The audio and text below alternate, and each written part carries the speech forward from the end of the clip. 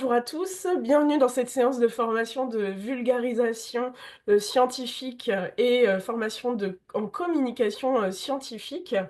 Cette formation est offerte par le Réseau international étudiant pour l'action climatique, le réseau UNICE, et il s'intègre dans le cadre d'un concours qu'on est en train de déployer en ce moment, qui s'appelle Mon projet climatique en 180 secondes. Ça consiste à présenter soit un projet climatique, ou le projet de recherche d'un étudiant en seulement 3 minutes.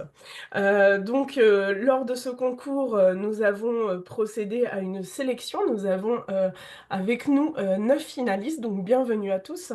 Je me permets de me présenter succinctement. Tout d'abord, je suis attachée de recherche en génomique forestière et aussi consultante pour le réseau UNICE, d'accord? Pour donner un bref détail de cette formation-là, nous allons prévoir à peu près l'intervention de Sophie pendant 1h45 environ, et à la fin, je donnerai des instructions pour les 9 finalistes, plus précisément pour la suite du concours. Donc, restez avec nous jusqu'au bout. Voilà pour la brève introduction. Bienvenue à tous. Et je dirais, last but not the least, nous allons accueillir maintenant Sophie Malavoie, qui est notre formatrice du jour. Un grand merci, Sophie, déjà pour avoir accepté de donner cette formation, de l'avoir ouverte au réseau entier. Merci beaucoup pour ça. Vraiment, c'est un honneur de t'avoir aujourd'hui. Et donc, tu es un ingénieur de formation. Tu as plus de 30 ans d'expérience dans le domaine de la vulgarisation et de la communication scientifique. Depuis 2005, tu as dirigé Le Cœur des Sciences, un centre culturel scientifique qui a été développé par l'UQAM, donc l'Université du Québec à Montréal. Tu as notamment été rédactrice en chef de la revue de l'ACFAS qui s'appelait Interface à l'origine, puis réalisatrice de l'émission Zone Science qui passe à Télé-Québec, avant de devenir celle de découverte pour Radio-Canada. Donc un grand merci, et puis je vais te laisser le stage, comme on dit. Merci beaucoup. Merci Claire. Bonjour tout le monde. D'abord, je vais vous féliciter d'être finaliste. Bravo. Puis je vais vous dire une chose. Bon, dans un concours, tout le monde ne gagne pas. Mais il y a une chose que vous allez tous gagner pour moi. Parce que faire cet exercice de parler de ces travaux en 180 secondes, c'est quelque chose qui va vous servir toute votre vie, quel que soit le boulot que vous ferez plus tard. Parce que qu'est-ce qui va se passer dans la vraie vie plus tard? Vous aurez à parler à des gens. Ça peut être des gens de votre organisation, des décideurs, des administrateurs, ça peut être des élus, donc ça peut être des collègues, mais qui ne sont pas spécialistes exactement dans votre domaine. Bon, ça, c'est déjà un peu de la vulgarisation pour des gens avertis. Mais après, ça peut être à des gens qui connaissent absolument rien. Certains élus ne connaissent rien euh, au domaine scientifique, ou carrément à des communautés, à des utilisateurs, à des gens qui sont dans le monde agricole, dans le monde industriel, à des usagers, à des familles. Et ça demande des habiletés. Ça demande d'apprendre à le faire. Et puis les règles que l'on suit ne sont pas du tout celles des présentations dans le monde académique, dans les colloques, dans les congrès. Donc, il faut comme apprendre à faire les choses un peu à l'envers et à réfléchir à ça. Mais d'être capable d'être efficace, 3 minutes, c'est court. Mais c'est ce que vous aurez comme temps plus tard pour capter l'attention des gens. Vous n'aurez pas plus de temps. Euh, donc, c'est un bon exercice que vous faites. Juste comme ça, pour commencer, d'après vous, vous pouvez ouvrir vos micros et dire vraiment les défis que ça peut poser. Bon, certains, vous avez déjà préparé quelque chose. J'ai regardé tous les petits vidéos qui avaient été envoyés. C'était quoi les défis que vous avez trouvés? Vous avez trouvé ça difficile? C'est où le défi pour vous? Dites juste un mot, hein, il n'y a pas de bonne et de mauvaise réponse. En fait, il faut dire que j'ai quand même l'habitude de faire des visios, mais j'ai toujours des difficultés à faire des trucs en visio, à présenter des travaux en visio. Donc, c'était un peu la difficulté que j'avais aussi, se filmer, respecter les Ouais. 3 minutes. Mais bon, j'ai eu la chance de faire la finale de ma thèse en 180 secondes à la Sorbonne. Donc, est-ce qu'il y en a qui ont d'autres défis? Je commence à m'habituer, en fait. Oui. Vous, ça a été le défi de la vidéo, de l'enregistrement. Pour d'autres, donc faire le texte, ça a été quoi les défis? C'est quoi? Elle est où la difficulté pour vous? Alors, pour moi, le plus grand défi a été euh, le résumé de mes idées, car j'avais beaucoup de choses importantes vraiment à dire, mais là, il fallait les résumer pour pouvoir tenir pendant les 180 secondes. Superbe. Résumé. Est-ce qu'on va en prendre encore une autre réponse? Allez-y, il n'y a pas de mauvaise réponse, hein? Oui. Les défis que je trouve ici, c'est la connexion. Ma connexion n'est pas tout à fait bonne, mais sinon, Oui. tout marche bien. Et je vous capte très bien tout ce que vous êtes en train de dire. Merci beaucoup. Ah, donc vous, c'est un défi technique. Ben, écoutez, c'est beau. Ce que je vais faire, c'est que je vais partager. On va commencer la formation. Il y a peu de temps. Comme vous allez voir, ça va être assez dense. Alors, accrochez-vous, on va décoller. Je partage mon PowerPoint qui est ici. Quels sont les défis? C'était la question que je vous ai posée. Souvent, bon, le premier défi, bon, en dehors des problèmes techniques que vous rencontrez, et ça, effectivement, bon, c'est moins là-dessus la formation, mais une connexion stable, le visio et tout ça, ça demande une certaine maîtrise. Il y a des petites choses que je vais vous dire comme remarque générale d'ailleurs là-dessus, que je peux faire d'ailleurs tout de suite. Quand j'ai vu les petites vidéos que vous avez envoyées, un des défis, c'était la qualité du son. Si vous pouvez, quand vous vous enregistrez, être dans un endroit insonorisé, parce que vraiment, j'entendais des bruits d'ambiance, le vent, il y a même un coq à un moment donné qui se met à chanter. Donc, essayez d'avoir le moins de pollution sonore, d'être dans un endroit fermé où il n'y a pas trop de bruit. Il n'y a pas d'autres gens dans la pièce, un endroit qui absorbe le son pour avoir un son clair. Donc ça, la qualité du son est important. Ne mettez jamais de musique derrière parce que la musique enterrait vos paroles. Dans certaines personnes, c'est difficile. Pas de musique parce que la musique était en général beaucoup trop fort.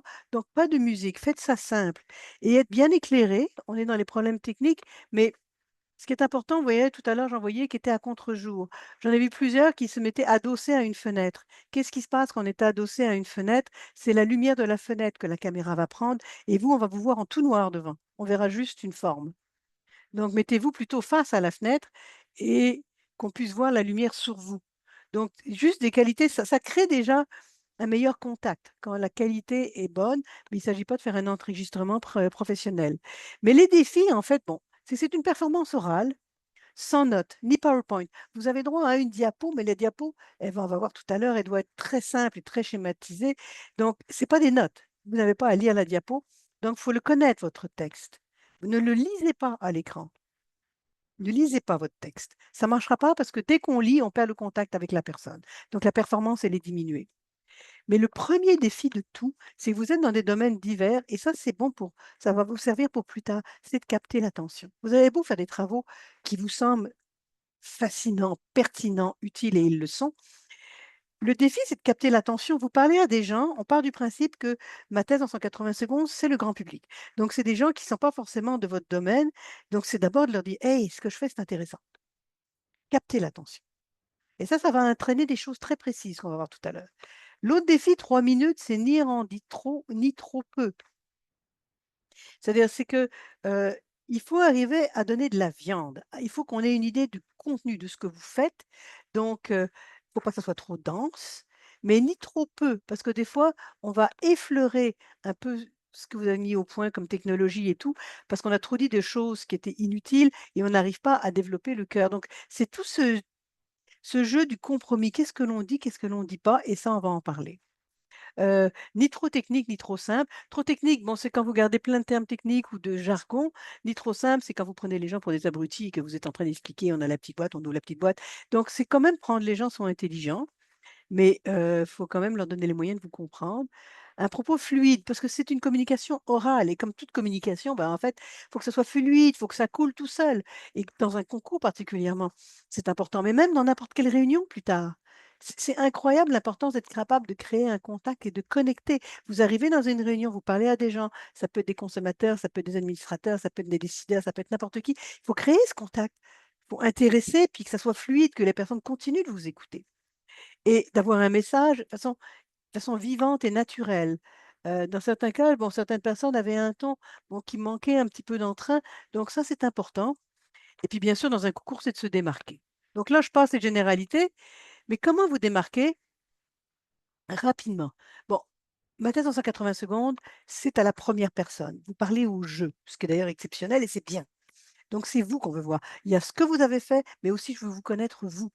Voir un peu votre personne. Donc, être sympathique, vivant, naturel, bien sûr, intéressant, concret, compréhensible, concis, structuré, imagé. C'est un peu ça dont je vais vous parler aujourd'hui.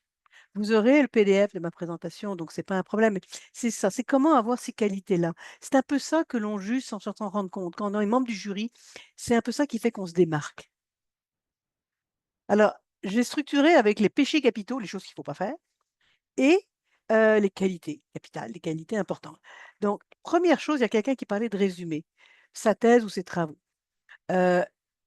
Vulgariser, ce n'est pas résumer. Je sais que ça peut paraître bizarre, parce que si vous passez 4 ans sur un master, sur une thèse ou sur n'importe quoi, résumer n'est pas le bon format.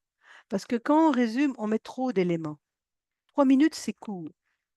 Donc, il ne faut surtout pas chercher à résumer. Il faut extraire dans ce que vous faites, et dépendamment du public que vous avez. Là, je parle pour ma thèse en 180 secondes, donc c'est certains éléments. Dans d'autres cas, ça va être d'autres publics. Si vous parlez à des gens dans les campagnes et tout ça, c'est d'autres publics ou à des familles qui veulent gérer leurs déchets. À chaque fois, on se dit, bon, pour tel public, quels sont les éléments qui pourraient les intéresser? Qu'est-ce qui peut être pertinent pour eux? Et on ne traite que ça. L'art de ma thèse en 180 secondes, c'est de sélectionner, pas de résumer, sélectionner quelques éléments et si on sélectionne, on est capable de bien les traiter, donc de mettre du contenu. Si on ne sélectionne pas, on résume et on ne fait qu'effleurer tout le contenu, et finalement, il ne reste rien. Finalement, on vous écoute au bout de 3 minutes, puis on se dit, ben, qu'est-ce que cette personne a fait en vrai? Et ça, c'est important. Donc, pas résumer, pas être trop didactique. Ça, je ne l'ai pas vu dans aucun chercheur didactique, mais c'est des fois des choses où on veut expliquer des termes, donc on se met à enseigner. Vulgariser, ce n'est pas enseigner. Vulgariser, c'est sensibiliser les gens à des questions, piquer leur curiosité, les amener à en savoir plus, mais ce n'est pas être didactique. Ne pas parler assez de ses travaux, je dirais que c'était à peu près l'élément le plus général que j'ai vu, c'est souvent vous avez développé des nouvelles technologies, donc des nouveaux éléments, mais il y avait tellement de préambules pour parler des changements climatiques et de toutes sortes de choses que la technologie n'était qu'effleurée. En fait, on ne savait pas comment elle fonctionnait. Donc ça, il faut savoir qu'est-ce qui est important. Si vous développez une nouvelle technologie, on va revenir là-dessus, le message, c'est vraiment la nouvelle technologie. Donc c'est ça que l'on développe. Faire du copier-coller, donc se mettre à prendre des documents à droite à gauche et copier des phrases. En faire trop, c'est quand on veut surjouer. Ça se voit surtout moins en visio, quand c'est les performances sur scène où là, les gens se mettent à parler trop, vouloir faire comme des comédiens et ça ne marche pas. Et ça, je ne l'ai pas vu du tout. Vous étiez très bon. D'ailleurs, c'était intéressant. Tous vos projets sont vraiment fascinants. Alors, les qualités maintenant, parce que quand même, il faut parler des qualités, pas juste des défauts. Donc, première qualité, et ça, c'est quelque chose pour toute communication, pour MT 180 et pour plus tard. Souvent, les gens se lancent dans des communications, mais il n'y a pas de message clair. Parce que justement, ils sont dans un résumé. C'est un message clair, c'est l'idée principale. Et ça, c'est important. Faut, avant d'écrire le moindre mot, te dire, ben là, mon 3 minutes, il va porter sur ça, sur cette nouvelle technologie. C'est ça qui est l'élément central. Après, on peut faire un petit arbre et structurer les idées secondaires. Mais quelle est l'idée principale? Bon, qu'est-ce qui peut intéresser les gens? Bon, des fois, c'est la nouveauté, vous avez une percée, développer une nouvelle technologie, ça va de soi. L'intérêt personnel, dans certains cas, il y a des gens qui ont un intérêt personnel. Des réponses et une interrogation à un problème, que ça peut être un problème social, économique, politique et tout, ou environnemental, dans votre cas souvent. Bon, réfuter, confirmer une théorie, une hypothèse, je ne l'ai pas vu, mais ça peut être des choses possibles, démentir un préjugé, des applications possibles. Ça, c'est quelque chose que j'ai vu. Vous avez développé des nouvelles technologies qui sont vraiment fascinantes. Bon, il y a des applications. Donc ça, c'est sûr que ça peut être intéressant d'axer ça là-dessus. Alors, la structure typique, ma thèse en 180 secondes, c'est, faut vous dire que les gens ne sont pas dans votre domaine. Donc, c'est d'une part de donner le contexte. On va voir, mais pas le contexte trop large. Bon, c'est quoi le problème, la question, l'intérêt? Ensuite, c'est votre thèse. Bon, là, je dis ma thèse, donc c'est ma thèse en 180 secondes, mais votre maîtrise, beaucoup sont en master, vos travaux ou vos projets. Donc, il faut amener les gens à la pertinence de ce que vous faites. On va voir ça en détail. Donc, on peut se poser des questions. Bah, quel est le problème? Souvent, bon, vous êtes peu dans des recherches fondamentales. Il y en a un quand même en philosophie, mais c'est quoi le problème? Qu'est-ce qui a motivé les travaux que vous voulez présenter? Des fois, il y a un problème concret. On a trop de déchets, on ne les valorise pas. Bon, il y a la pollution, il y a des problèmes de maladies, tout ça. Bon. D'autres fois, c'est plus une question plus fondamentale sur les inégalités, les injustices sociales et tout, bon, économiques et tout. Mais on part d'une pertinence. Comme ça peut m'amener à l'intérêt de votre sujet. Et après, il faut montrer que c'est intéressant pour moi. Et alors, pourquoi ça devrait m'intéresser? Puis après, ce que vous apportez comme éclairage nouveau. Mais il faut qu'il y ait de la place pour ça. Et c'est ça le jeu de ma thèse en 80 secondes. C'est d'être à la fois capable de parler bon, des enjeux globaux, mais aussi de laisser beaucoup de place à votre rapport à vous. Et c'est cet équilibre-là qui n'est pas évident à trouver. Alors, un petit truc, bon, vous avez déjà sélectionné un petit peu les messages et tout ça, mais vous pouvez vous parler à voix haute. Je dis ça parce que c'est important de comprendre que ma thèse en 180 secondes, c'est une performance orale. Et c'est pour ça que je dis aux gens, n'écrivez pas un texte littéraire en essayant de l'apprendre par cœur. Parce que ce que l'on écrit, c'est pas le même style que quand on parle. On a un style beaucoup plus direct quand on parle, beaucoup plus vivant. On n'utilise pas vraiment des phrases aussi longues. Donc, parlez-vous à voix haute. Puis pour savoir qu'est-ce qui peut intéresser les gens, je vous dis ça pour ma thèse en 180 secondes, mais pour plus tard aussi, ça peut être intéressant. Ben, vous parlez à des gens qui ne sont pas de votre domaine, un petit peu plus lointains. Vous parlez comme ça, mais sans vous limiter de toutes sortes d'aspects. Justement sur votre thèse. Vous voulez résumer votre thèse, c'est pas résumé. Vous parlez plein d'éléments, puis vous demandez aux gens ce qu'ils ont retenu, ce qui les a frappés. Donc là, vous avez un retour de ce qui capte l'attention des gens. Bon, des fois, il y aura plein de réponses différentes, mais des fois, tout le monde va pointer la même chose. Ben, ça, c'est un bon signe qu'il y a quelque chose là-dedans. Ensuite, c'est la belle mise en contexte. C'est-à-dire, c'est quoi une mise en contexte? C'est pas remonter à la nuit des temps, comme on va voir, mais pourquoi on a réalisé ces recherches? Le lien avec l'actualité, le quotidien, les préoccupations des gens, vous en avez dans la majorité de vos projets, il y a vraiment un contexte, que ça soit l'utilisation de déchets, que ça soit de la pollution, que ce soit des résidus de déforestation, il y a quelque chose. Donc, on commence par le contexte, dans certains cas. Est-ce qu'il y a un enjeu scientifique, social, environnemental, sanitaire? Dans votre cas, oui. Des gens qui font des recherches fondamentales sur le boson de Higgs, bon, l'enjeu social est moins évident. Des fois, il y a un contexte historique. Mais ce qu'il faut comprendre, et on va revenir, je vais vous marteler ça jusqu'à la fin, c'est être le plus concret possible avec des chiffres et des exemples, des données pertinentes, des nombres de personnes affectées, des superficies, des dates. Un contexte qui est dans la généralité perd toute sa pertinence parce que je n'ai pas de chiffres. Je peux vous dire que selon l'OMS, la résistance aux antibiotiques est en train d'augmenter et qu'elle occasionne plus de décès. Bon, je vous alerte sur un problème, mais il ne va pas vous frapper tant que ça. Pourquoi? Parce que finalement, c'est des généralités. Bon, ça va augmenter, plus de déchets, des décès. Mais si je vous dis, sonne l'alarme, je vous donne un horizon de temps, quelque chose de concret, une date. Après, je vous dis, bon, ça augmente, oui, mais ça augmente de combien? Je vous dis de 26 à 40%. Et ça peut occasionner annuellement plus de 10 millions de décès, dont 396 000 au Canada. Ça, c'est un chiffre au Canada, mais c'est pas important. Vous comprenez le principe? J'ai des chiffres. Et c'est une des choses que j'ai, vous voyez, souvent vues dans les présentations, qui sont très bien quand même, très, très, très bien. C'est que souvent, on commençait le préambule par des généralités, où on repartait dans les changements climatiques. Bon, vous commencez d'ailleurs, vous ne vous présentez pas, parce que vous serez présenté dans le concours. Donc, pas besoin de prendre des secondes pour vous présenter. Je m'appelle un tel, j'étudie à une université. Normalement, ça s'est fait avant. Vous entrez directement dans votre sujet. Moi, est-ce que je peux t'interrompre? Non, c'est Oui, vraiment pour, excuse-moi, pour, réagir et donner une précision par rapport à ce que tu dis. Les membres UNICE, pour les premières vidéos, afin de me les transmettre pour le concours, il y avait cette instruction de se présenter parce qu'on oui. était un peu voilà, juste te le préciser, mais que Ah, OK. pour la finale, effectivement, suivez ce que dit Sophie. Ce sont vraiment les instructions pour, la finale. Merci Sophie. Mais non, mais tu as raison, parce que je savais, je me doutais que pour la vidéo, ils se présentaient parce que c'était comme une inscription où ils soumettaient leur truc, sans faire des longs préambules. Parce que quand on parle trop longtemps des changements climatiques et de trop de choses, finalement, des fois, vous avez mis au point les technologies, mais vous en parlez à peine. Parce que on était détourné, il y avait plus de secondes. Donc, par exemple, on produit du charbon de bois écologique, mais j'ai pas vu le procédé. Récupération des déchets organiques, on sait pas, on n'a pas le temps de faire des briquettes, on sait pas trop comment ils ont fait. La nouvelle plateforme sur les traces, des trucs, des déchets recyclables, j'ai pas vu comment elle fonctionnait, donc j'ai pas d'éléments pour savoir vraiment. Et c'est là ça qui devait être développé. Donc, il faut vraiment éviter tout ce qui est généralité, parce que c'est pas avec ça.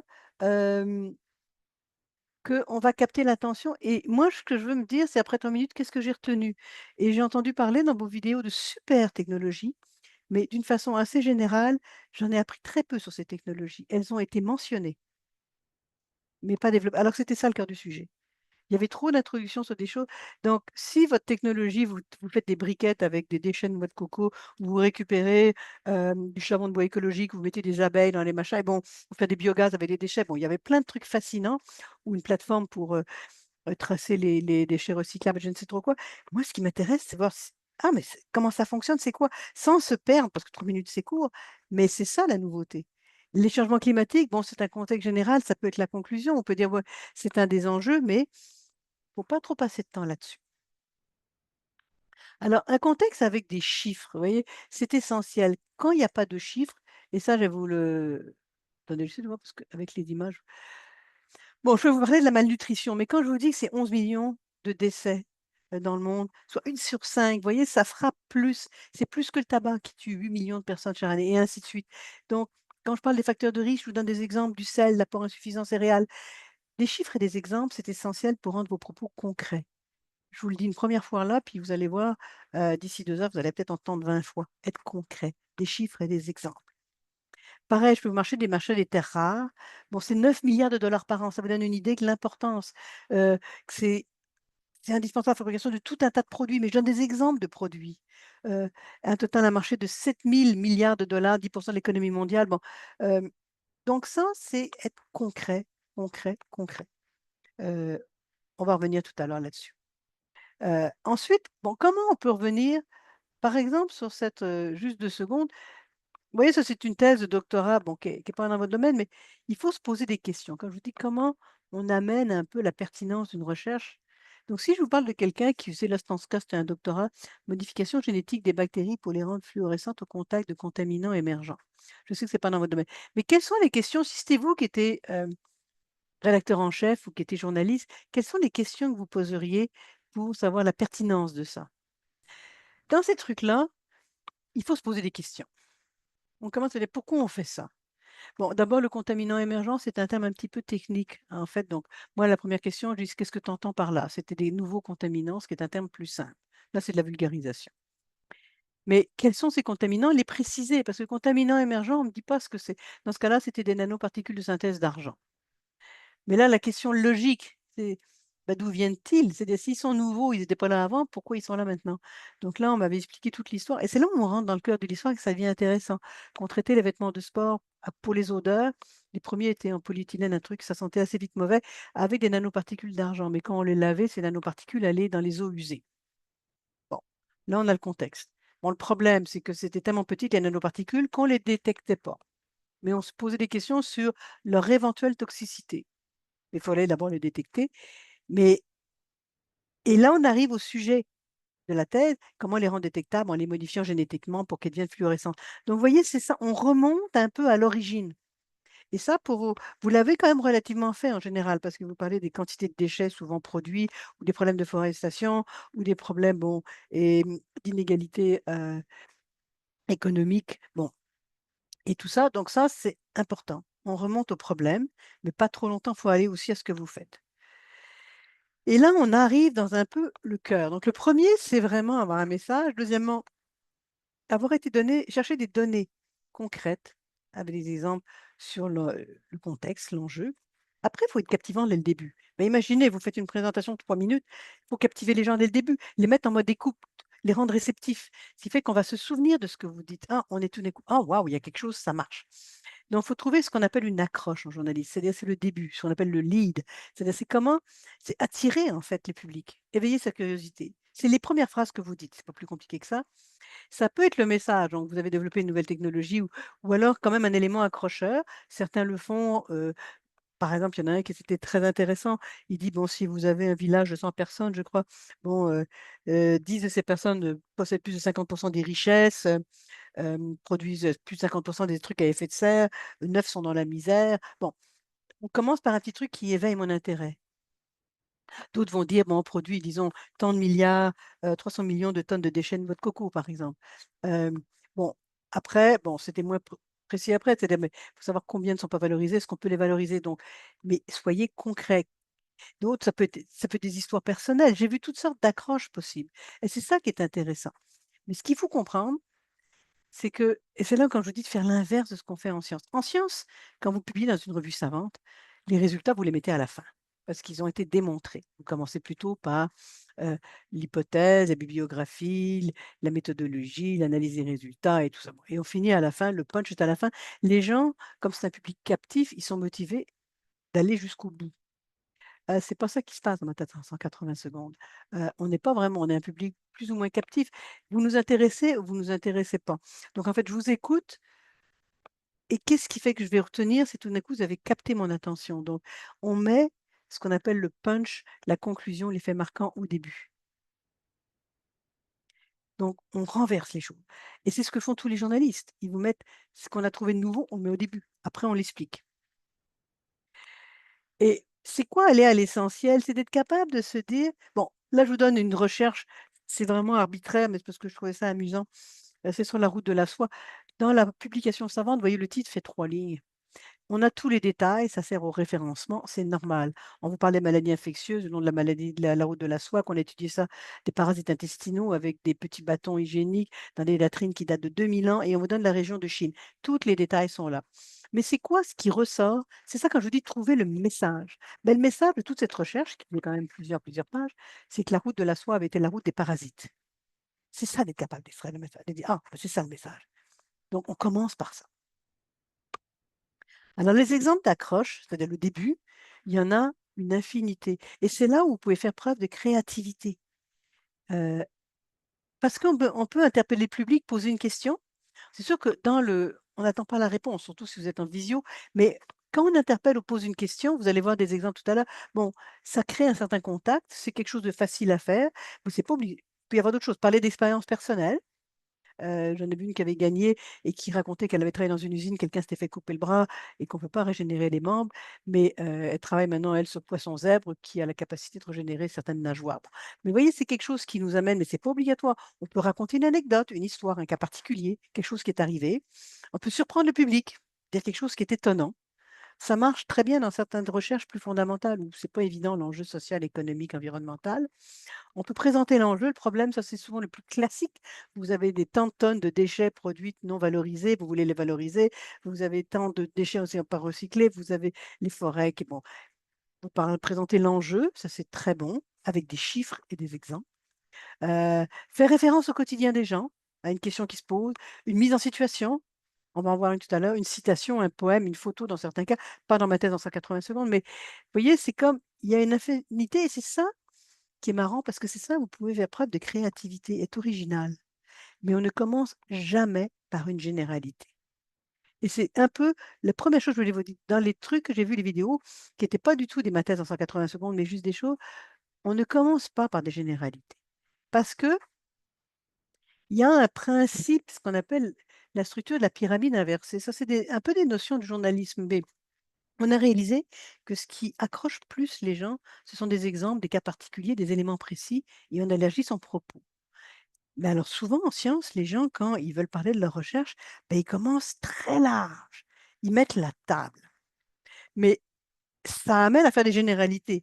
Et ça, c'est tout sauf euh, capable de capter mon attention. En général, moi, les généralités, ça agit comme un repoussoir. Donc, il faut avoir une structure de pyramide inversée. Au lieu de commencer par la base de la pyramide très haute, là, ben, on la met à l'envers, on commence par quelque chose de particulier, un élément. Et après, on élargit son propos. Dans le domaine de la santé, c'est typique. Souvent, et j'imagine que c'est pareil dans les pays où vous êtes, quand on va parler d'une maladie, on va prendre quelqu'un qui a telle maladie. Et on va dire comme elle ou comme lui, ils sont 1 million à souffrir de la même maladie. Mais j'ai vu des gens parler de meutes de chiens qui étaient utilisés dans les labos, mais ils donnent le nom de certains chiens. Ça crée tout de suite quelque chose de plus concret. On veut parler de système agricole ou de machin, on peut donner des exemples concrets et après on peut élargir. Mais essayez de retenir que pas de généralité. Et maintenant, j'arrête ça, je vais vous passer quelques exemples. J'ai 5 exemples. On va regarder juste le début parce que 5 fois 3 minutes, on n'arriverait pas au bout. Et regardez comment il commence. Vous allez avoir toutes sortes de choses différentes. Comment ils commencent, comment ils captent votre intérêt et les choix qu'ils ont faits. Donc, ce sont tous des gens qui se sont distingués. Certains ont même gagné les finales internationales. C'est Catherine Girard. Vous voyez, elle travaille sur la photo des méthylations aquatiques, quelque chose d'assez technique. Je vais leur faire écouter le début et on va voir les choix qu'elle a faits. Top!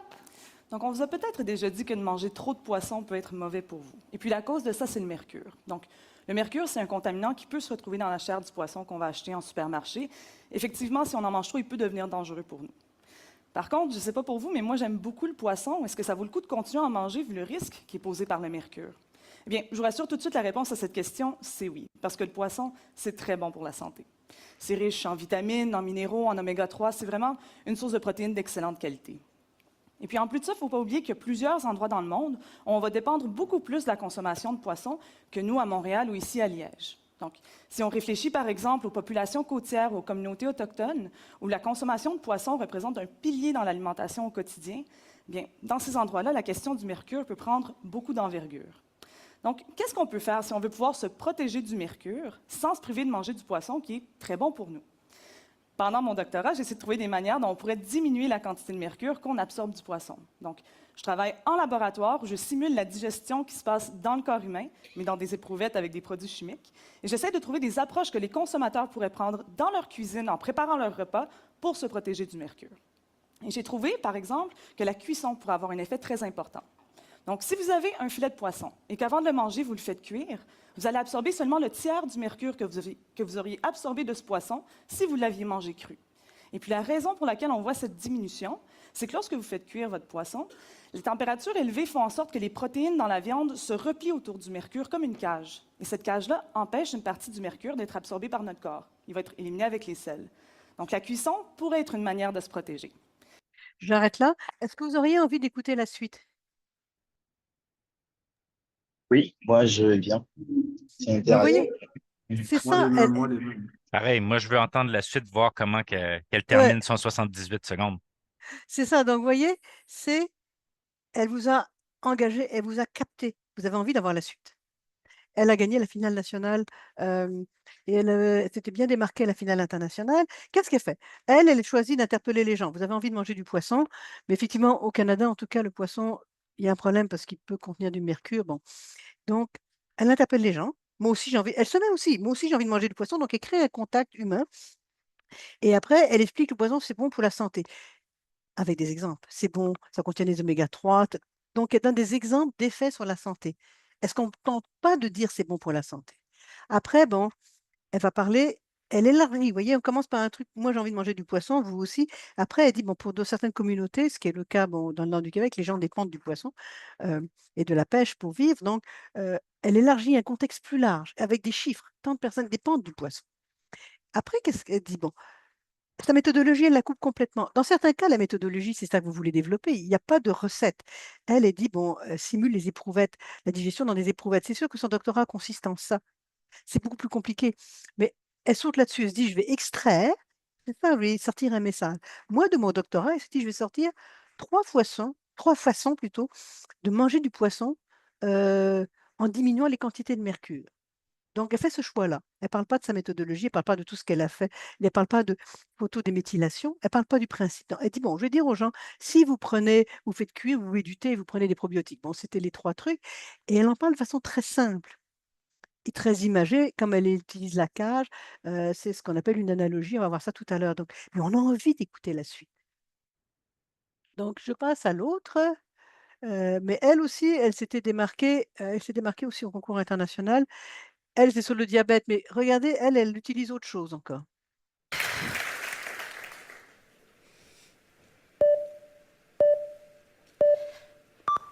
Bonsoir. Nous connaissons tous une personne qui vit avec le diabète. Juste ici dans la salle, nous sommes environ 600. Ce sont 50 personnes parmi vous qui vivent avec la maladie, parfois même sans le savoir. Le diabète amène peu de symptômes, mais fait des ravages à long terme sur la santé. Un peu comme les fourmis charpentières, qui peuvent ronger toute la structure en bois de notre maison sans même que l'on s'en rende compte, le diabète va sournoisement affecter nos yeux, nos reins et notre cœur, jusqu'à ce qu'il soit trop tard et que notre maison s'effondre. Afin d'éviter que les fourmis fassent des dommages irréversibles, les personnes atteintes du diabète reçoivent de l'enseignement pour changer leurs habitudes de vie. Le problème, c'est que l'enseignement actuel est très peu efficace à long terme. En effet, les études démontrent qu'un an après avoir reçu de l'éducation sur le diabète, la plupart des bienfaits disparaissent, comme si le patient n'en avait jamais reçu. Dans ma thèse, j'ai d'abord voulu comprendre pourquoi. Ce que j'ai constaté, c'est que notre enseignement est très peu centré sur le patient. Mais concrètement, ça veut dire quoi? On donne de l'information au patient sur sa maladie sans d'abord évaluer ce qu'il connaît, ses croyances, mais surtout ce qu'il veut apprendre. Actuellement, on ne dispose en fait d'aucun outil pour nous aider à individualiser notre enseignement. Là, j'arrête là. Vous voyez, elle a parlé à peu près 60 secondes, un tiers du truc. Elle a présenté l'enjeu dans le domaine du diabète et comment elle a commencé. Elle interpelle dans ce cas-là les gens directement. mais un peu comme avait fait l'autre, mais elle avec un chiffre très précis. Et elle prend la peine d'avoir calculé. On est tant dans la salle, ben, il y en a tant qui ont le diabète, des fois sans le savoir. C'est ça, c'est concret. Et quand elle dit ça fait des ravages pour la santé, là encore, elle donne des exemples. Ça atteint les yeux, ça atteint les reins, ça atteint le machin. Donc, ce n'est pas des généralités. Par exemple, que le charbon de bois avait des effets sur la forêt, bon, mais on ne donne pas de chiffres. Les pollutions avec chiffres, on ne donne pas de chiffres sur le type, je ne veux pas les maladies, ça crée des maladies. On n'a pas d'exemple concret. Euh, que les déchets organiques sont peu valorisés, mais 60% des déchets sont organiques, mais peu sont valorisés. Je n'ai pas de chiffre. Peu, c'est quelle proportion? C'est 10%, 20%, 5%, 1%. Donc, vous voyez, c'est tout ça qui est assez important pour arriver à être concret. Donc, et qu'est-ce qu'elle fait après? Donc, elle arrive à présenter un peu donc, pourquoi elle fait ça, une espèce d'approche d'enseignement individualisé pour les diabétiques, pour qu'ils se prennent un peu mieux en main. Donc, on a compris. Et vous allez voir, elle aussi, elle a utilisé, vous l'avez vu, une analogie de la fourmi charpentière qui gruge. C'est quelque chose qui peut être très utile, on va le voir, l'analogie. Mais déjà, vous avez deux exemples où il y avait des analogies. C'est très utilisé dans ma thèse en 180 secondes. Regardez comment elle commence. Elle a gagné la finale, le deuxième prix de la finale internationale. Donc, elle s'est rendue très très loin, on ne peut pas difficilement aller plus loin que ça. Écoutons-la. Mesdames, Messieurs, chers auditoires, je vais vous raconter une histoire. Il était une fois au Sénégal, pays d'Afrique occidentale, un bijoutier du nom de Malaw Thiam, connu pour son savoir-faire hors du commun.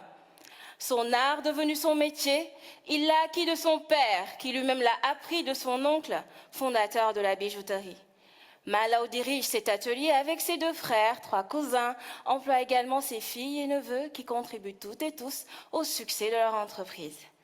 L'histoire de Malaw vous est sûrement familière, n'est-ce pas? Vous connaissez presque tous des personnes qui travaillent avec des membres de leur famille. Bien. À travers mes travaux de recherche, je considère l'entreprise de Malaw comme une entreprise familiale car, ayant traversé des générations, étant dirigée et employant les membres d'une même famille. Je parle ici de la famille africaine qui est généralement élargie, critère déterminant dans mes travaux. Alors, imaginez que les textes juridiques sénégalais ne traitent presque pas de ce type d'entreprise. Or, comme vous le verrez dans cette diapositive, sur un échantillonnage de 100 entreprises africaines ou implantées en Afrique, 84 d'entre elles sont familiales. Et même mieux, les enseignes un téléfrère, un téléfils sont à perte de vue dans tous les marchés du Sénégal. Cependant, cher auditoire, ne pensez pas que c'est une réalité propre à l'Afrique, car vous-même, vous devez connaître les entreprises IKEA, Bonduel, Samsung, Ford, des géantes dans leur domaine, vous me direz. Eh bien, ce sont toutes des entreprises familiales. Convenez donc avec moi de l'importance d'avoir au Sénégal des règles juridiques accordant un meilleur traitement aux entreprises familiales, qu'elles soient de taille petite, moyenne ou grande, de tout secteur d'activité confondu, de l'économie formelle comme informelle. Elle veut parler des entreprises familiales. Elle fait son doctorat là-dedans en droit. Plutôt que de commencer par une définition des entreprises familiales, c'est l'exemple typique, vous voyez, quand je parlais de la pyramide inversée, elle crée une entreprise fictive, la bijouterie de Maloff. Je ne sais plus comment elle le prononce. Bon. Donc, par cet exemple particulier, elle va illustrer tout son contenu. Parce qu'en fait, il va arriver à cette bijouterie tout ce qu'elle étudie sur le plan juridique. Et elle en parle de façon concrète. Elle parle d'un cas particulier. Quand je vous dis on commence par un cas particulier, on élargit. La bijouterie d'un tel, bon, mais il n'est pas tout seul. 90% des entreprises au Sénégal sont familiales. Et elle élargit encore plus dans le monde. Et puis d'ailleurs, on apprend plein de choses sur les multinationales. Donc après, elle nous sensibilise au problème. Bon, mais il y a des vides juridiques. Mais elle en parle de façon concrète. Elle va parler d'abord avec un exemple concret, puis après, quand elle parle des entreprises multinationales, elle donne des noms. Samsung, elle en nomme deux, trois, là, j'ai déjà oublié, mais c'est pas important. Et Ikea et tout ça. Et ça, c'est plus concret. On a envie d'avoir la suite. Et après, elle présente, avec son exemple, il va arriver à Malouf, à sa bijouterie. Bon, il va mourir. Qu'est-ce qu'on fait avec les héritiers? Ensuite, plein d'autres choses. Donc, c'est l'histoire de la bijouterie qui permet d'illustrer son contenu. Ça, c'est très puissant en vulgarisation scientifique. Un cas particulier qui permet d'illustrer. Des fois, on veut parler de processus, par exemple, d'accords environnementaux et tout ça. Des fois, c'est prendre un exemple ou deux, puis de comparer ce qui se passe, ce qui permet d'amener le contenu avec quelque chose de concret. Donc, on passe rapidement pour elle, on va pour l'autre, parce qu'il y en a beaucoup à passer. Elle, c'est amusant, on va terminer pour ça une première série d'exemples. Elle a gagné la finale internationale en 2018 ou 2017, je crois. Regardez comment elle commence. Ça, c'était là, on dit faire preuve d'originalité.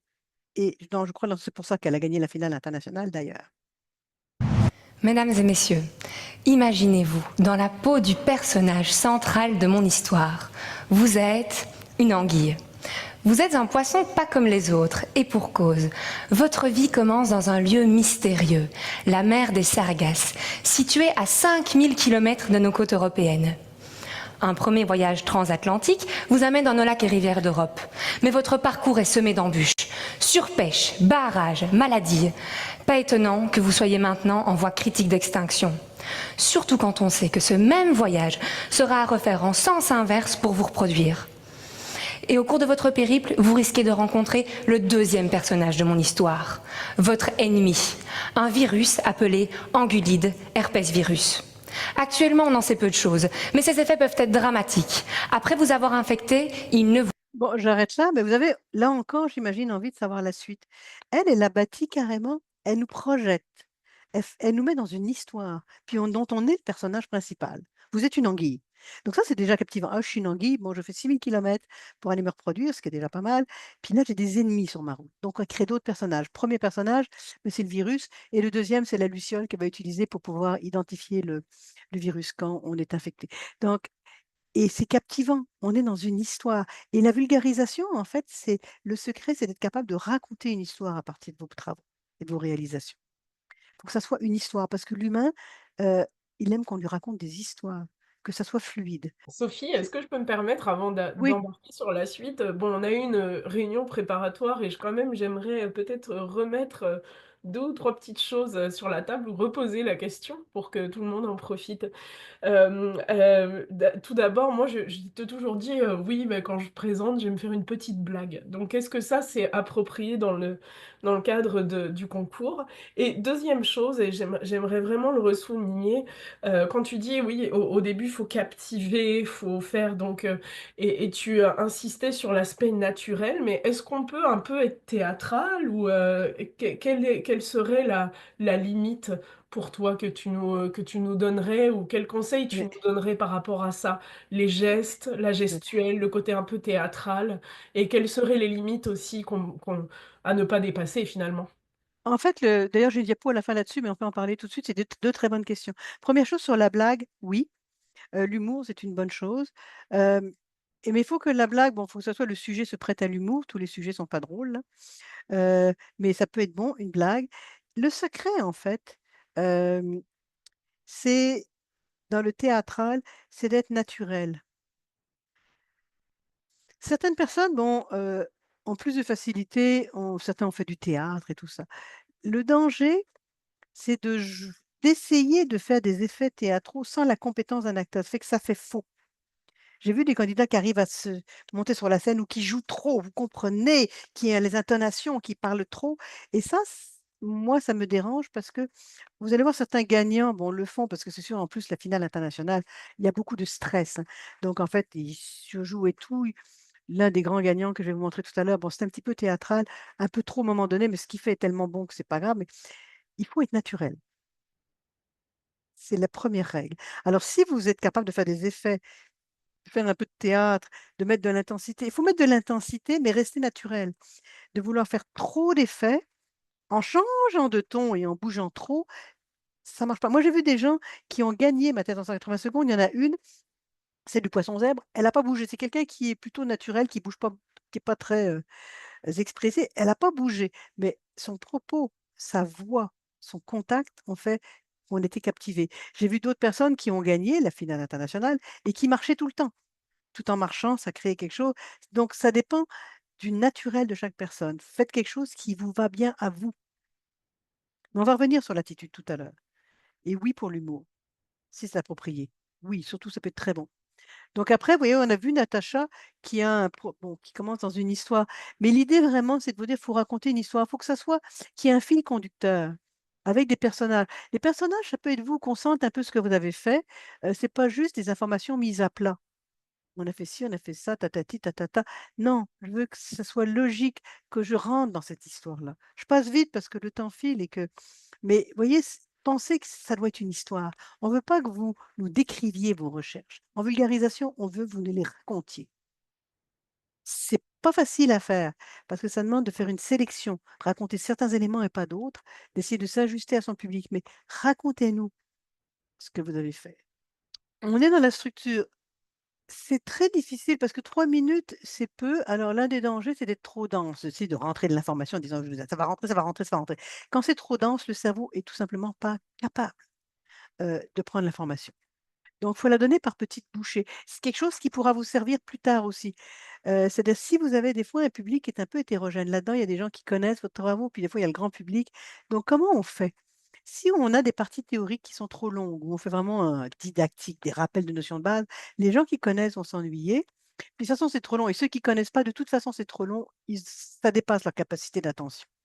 Donc, on découpe l'information et on tricote son histoire avec des parties plus techniques, des parties plus factuelles, des anecdotes, des exemples, des trucs simples. On revient comme ça, le cerveau, il peut traiter tout ça. Ça dure que 30 secondes, 40 secondes. Se rappelle pour ceux qui connaissent pas trop long, ceux qui connaissent pas, c'est pas trop dense, et ainsi de suite. Donc c'est là, dans 180 secondes, de passer d'un style à un autre. Quand on fait des documentaires, on met même des couleurs dans une ligne de temps pour voir, bon, la partie plus human va être en jaune, la partie plus technique en bleu marine, et ainsi de suite. Et on regarde s'il y a un équilibre.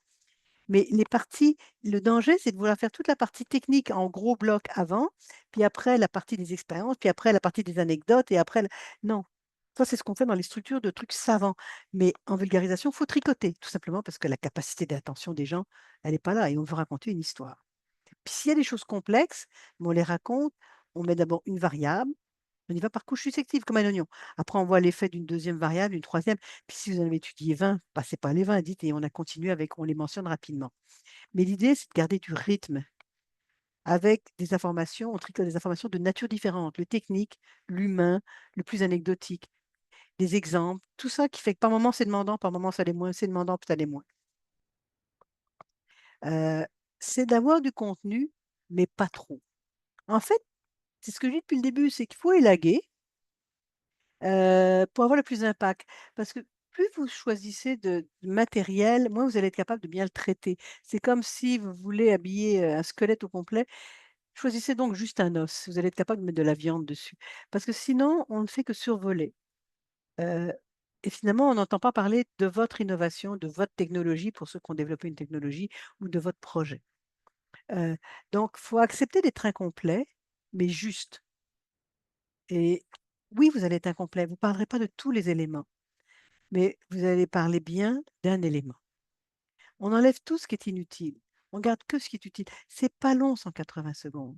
Bon, dans certains cas, la méthodologie peut être survolée. C'est ce qu'elle a fait pour le mercure. Elle n'en parle pas. Dans d'autres cas, ce qui vous semble intéressant, c'est de parler de la méthodologie. Comment vous vous y êtes pris? C'est là-dessus que vous parlez. Donc, il n'y a pas une seule recette. Ça dépend du choix que vous faites. Il y a des choix. On sélectionne, on élague, on dit j'ai un message, je vais parler juste de ça. Le copier-coller toujours, c'est-à-dire on ne prend pas des documents écrits à droite à gauche et on essaie de copier des trucs. Et les longs détours historiques ou encyclopédiques, tout ça, il faut savoir de quoi vous allez parler. Je reviens dans ce que j'ai vu comme vidéo, c'était passionnant, c'était très bien ce que vous avez fait, mais il y avait beaucoup trop d'introductions sur les changements climatiques alors que ce n'était pas des présentations sur les changements climatiques. Bon, c'est bon le contexte, mais quand c'est trop de place, il faut avoir du temps pour traiter vraiment en détail, de façon concrète. Donner des chiffres, donner des exemples, ça prend du temps, ça prend des secondes, donc il faut l'avoir. Donc c'est là où il faut gagner ce temps-là en enlevant tout ce qui est inutile ou tout ce qui peut être dit rapidement. Alors, un des trucs aussi, il faut faire attention à ça, c'est que dans le langage académique, universitaire, le style, il est très lourd, lourd, lourd, lourd à mourir. C'est ça qu'il faut apprendre, et pour ça, parlez-vous à voix haute, à changer. On va dire, par exemple, dans des textes écrits académiques, une des questions de recherche en ce qui concerne la consommation d'alcool et de comprendre pourquoi. Hey, on ne parle pas comme ça. Quand vous êtes dans un café avec des amis, vous ne parlez pas comme ça. Vous dites pourquoi certains individus boivent-ils plus que d'autres. Donc, avoir un style direct qui corresponde un peu à la façon dont on parle dans la vraie vie. L'un des principaux domaines qui m'intéresse s'articule autour d'une évaluation précoce des dommages causés à la forêt. Non, c'est je m'intéresse surtout à l'évaluation. On y va directement. Et on coupe, on essaie de dire, bon, en gros, ça veut dire quoi? C'est là où on ne fait pas le copier-coller. Cette description vient obtenir un portrait de l'environnement dans la zone d'étude avant la réalisation du projet populaire des composants. En fait, tout ce qu'on veut dire, c'est que cette analyse vise à dresser un portrait des composants de l'environnement qui pourraient être affectés par le projet.